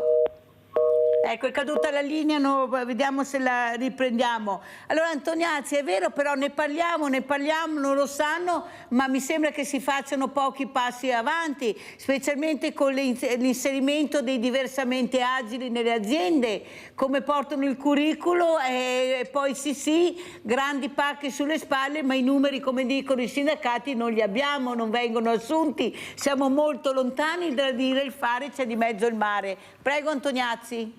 Beh, guardi, qua lei ha sfumato una porta aperta, perché parlando appunto dei diversamente abili, dobbiamo dire che la legge 30 regionale è molto disattesa sulla disabilità in tutte le sue frange, e quindi sicuramente torniamo a quel ragionamento che dicevo prima, che probabilmente non abbiamo un sistema, no, che accompagna questi ragazzi, che accompagna questi giovani dopo la formazione, no? Anche all'inclusione dentro la società, dentro le attività, dentro la professionalità, dentro l'esperienza, no? Altrimenti non ci sarebbe, e lo ripeto, questa forma di emorragia che abbiamo con i nostri ragazzi che se ne vanno all'estero. Prima li prepariamo, no? Di base, e poi questi per trovare soluzioni, per trovare attività, per potersi impegnare, no? Direttamente, no? Per costruire qualche cosa nel loro futuro, devono andare altrove. Il che vale a dire che abbiamo una carenza più a monte, che è data da chi dovrebbe darci degli indirizzi, da chi dovrebbe investire di più in questa formazione, in questo frangente sui giovani. Ed è chiaro che, ma poi qua si apre un grande panorama, no? Che vediamo tutti i giorni. Però ritorno al mondo della disabilità, noi dovremmo essere più attenti e fare in modo che la legge 30, no? Sia molto più impegnativa, che il sistema usi questa normativa. Invece tutti se ne riempiono la bocca, come diceva lei, poi l'importante è costruire o ad avere dei punti di riferimento. Guarda, noi abbiamo fatto qua, noi abbiamo fatto là, c'è una struttura di qua, una struttura di là, ma si ferma là, ferma tutto là. Non dico proprio la pacca sulla spalla come diceva lei, ma sicuramente... No, è quella che vi danno, glielo posso assicurare, me l'hanno detto loro i ospiti qua, tante belle parole, tanta gentilezza, ma alla fine non ci assumono. Professor Bonghi, cosa dice anche il mondo dei diversamente agili che fanno fatica a trovare lavoro? Noi vediamo delle persone che potrebbero veramente essere impiegate in altri posti e dare questi posti a queste persone. Ecco, anche qua manca qualcosa. Manca sempre questo ponte. Prego, professor Bonghi. Mi posso... Guardi, no, aspetti un attimo, prego Bonghi. Sì, guardi, c'è mia moglie che lavora negli inserimenti lavorativi con i disabili, per cui sono a conoscenza di questa situazione qua, e effettivamente c'è la possibilità di un inserimento anche di queste persone che possono avere queste problematiche, che possono essere utilmente impiegate, perché possono rappresentare anche un vantaggio a livello aziendale, non solo in termini contributivi o di altri aspetti, o perché dobbiamo rispettare la legge, ma perché effettivamente hanno magari delle capacità che possono essere validamente impiegate. Anche qui c'è un corso di sensibilità che deve essere considerato, e quindi è un problema di sistema. Non basta solo creare le leggi, ma bisogna poi trovare anche il modo di applicarle. In questo senso sono assolutamente d'accordo con quello che è stato detto, e la necessità di dover potenziare in modo che siamo più inclusivi è uno dei traguardi che indica una società che sia veramente avanzata ed elevata, quindi con l'attenzione verso i disabili, va bene, o i diversamente abili come vengono chiamati, è un elemento che va assolutamente tutelato e va potenziato in questa ottica qua. E quindi il lavoro di integrazione tra ciò che viene fatto di nuovo a livello sociale tra azienda, scuole e società è un punto nodale che bisogna assolutamente sviluppare. Antoniazzi, prego, lei la parola.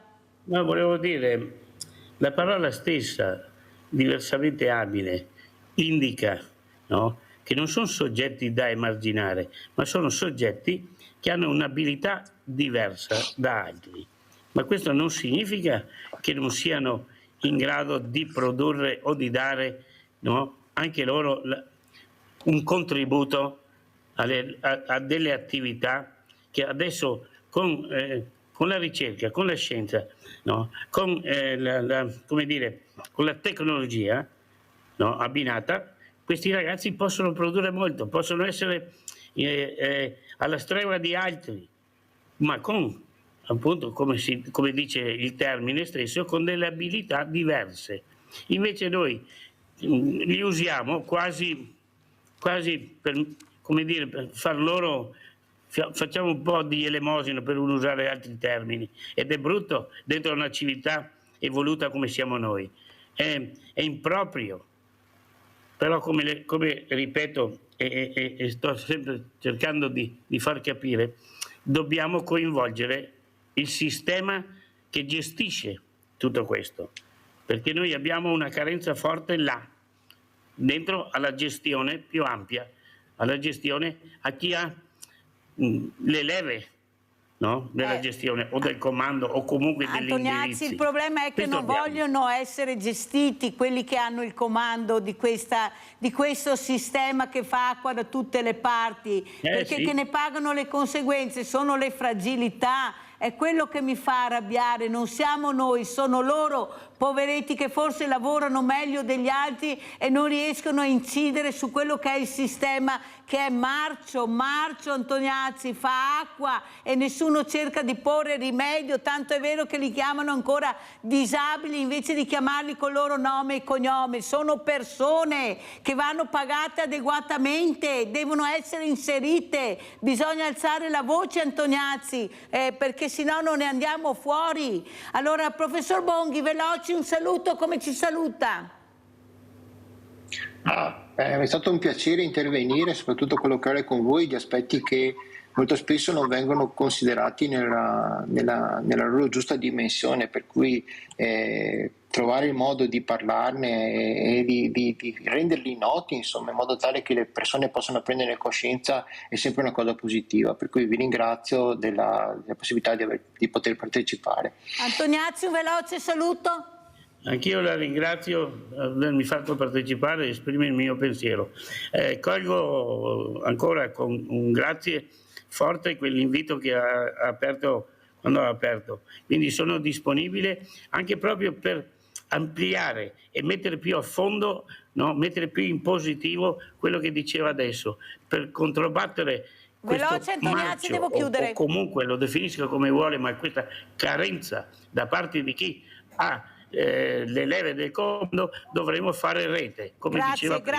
Grazie evidentemente anche a Giancarlo Antognazzi, presidente associazione Contea di Conegliano, grazie ancora al professor Claudio Bonghi, grazie, andiamo a pranzo con la proposta di Mirella.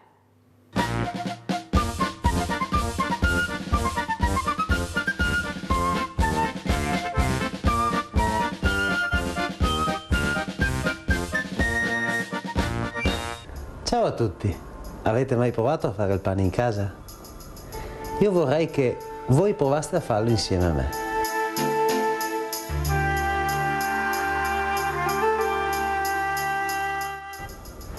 Il pane è una cosa semplicissima, è composta da farina, acqua, lievito, un po' di sale e un po' di olio. Però proviamo a farlo assieme, vediamo cosa succede. Iniziamo con il versare parte dell'acqua nella farina e parte dell'acqua la terremo da parte per sciogliere il lievito di birra. Provate le dosi che vi diamo, perché noi lo facciamo da parecchio tempo ed è un pane che anche dopo 2-3 giorni, se voi lo riscaldate leggermente in forno, riacquisterà fragranza e sapore come se fosse appena fatto. Allora, sciogliamo in acqua fredda il lievito. Ricordatevi che sopra i 25 gradi centigradi gli enzimi del lievito della birra vengono inibiti, quindi piuttosto usate acqua fredda. Non ascoltate coloro che vi dicono di usare acqua calda per sciogliere il lievito, perché non è la maniera corretta. Poi aggiungiamo l'olio al nostro impasto e quando abbiamo ben sciolto il lievito di birra con quel po' di acqua aggiungiamo anche quello e iniziamo ad impastare. Il sale lo uniamo quando abbiamo quasi terminato di preparare l'impasto. Il consiglio che vi do io è di iniziare sì con una forchetta, ma poi il pane lavoratelo con le mani, perché il pane è fonte di vita e dovete sentirlo nelle vostre mani, dovete sentire la densità del pane, dovete sentire l'elasticità.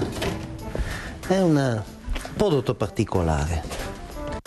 Quindi con l'aiuto di un po' di farina sulla spianatoia impastiamo piano piano fino a ottenere un impasto abbastanza consistente.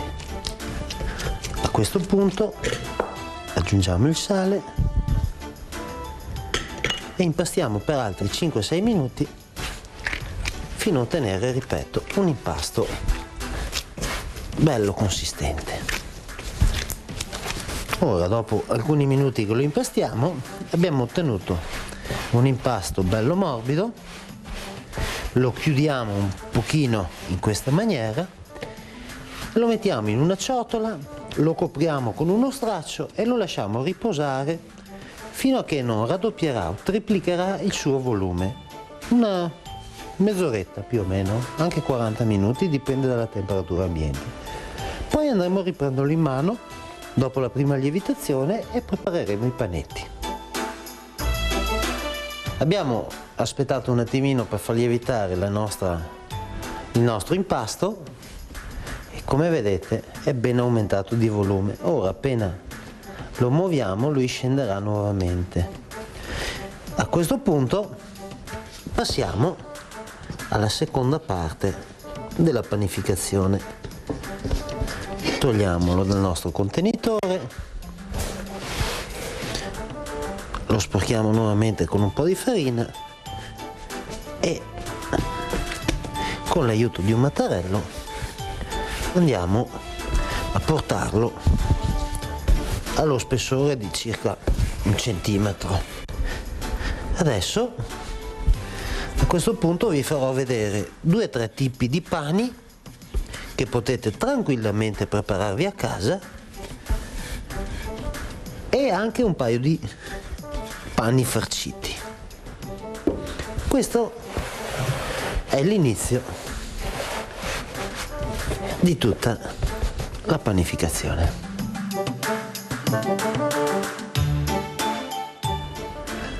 Allora, ora vi faccio vedere dei piccoli panini che quando avranno lievitato diventeranno un po' più grandini. Abbiamo delle misure così, vedete? Piano piano le arrotoliamo, li disponiamo su una placca e loro faranno la seconda lievitazione. Questo per quel che riguarda i piccoli panini monoporzione. Se poi vogliamo creare delle pagnotte un po' più grandi, useremo questo pezzo di pasta di pane, lo arrotoliamo sempre in questa maniera e lo lasciamo lievitare. Se vogliamo creare delle baguette, prendiamo sempre lo stesso pezzo di pane, lo pieghiamo così e poi piano piano lo allunghiamo fino a farlo diventare un filoncino che lasceremo rilievitare nuovamente per la seconda volta. Abbiamo preparato anche la baguette. Allora, se la incidiamo in questa maniera otterremo delle baguette come queste, mentre i piccoli panini che abbiamo preparato andiamo a inciderli così e otterremo questo tipo di panino. Lasciandoli interi otteniamo questo. Chiudiamo la preparazione del pane facendovi vedere 2 pagnotte di varie misure e una treccia.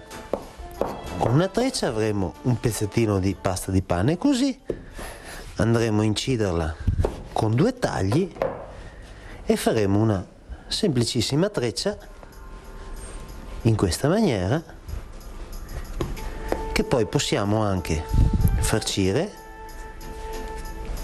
e cuocere in forno con dei semi di girasole, dei semi di sesamo o dei semi di papavero per ottenere una treccia come questa che vedete. Ultima indicazione per non farvi fare troppa confusione, vi faccio vedere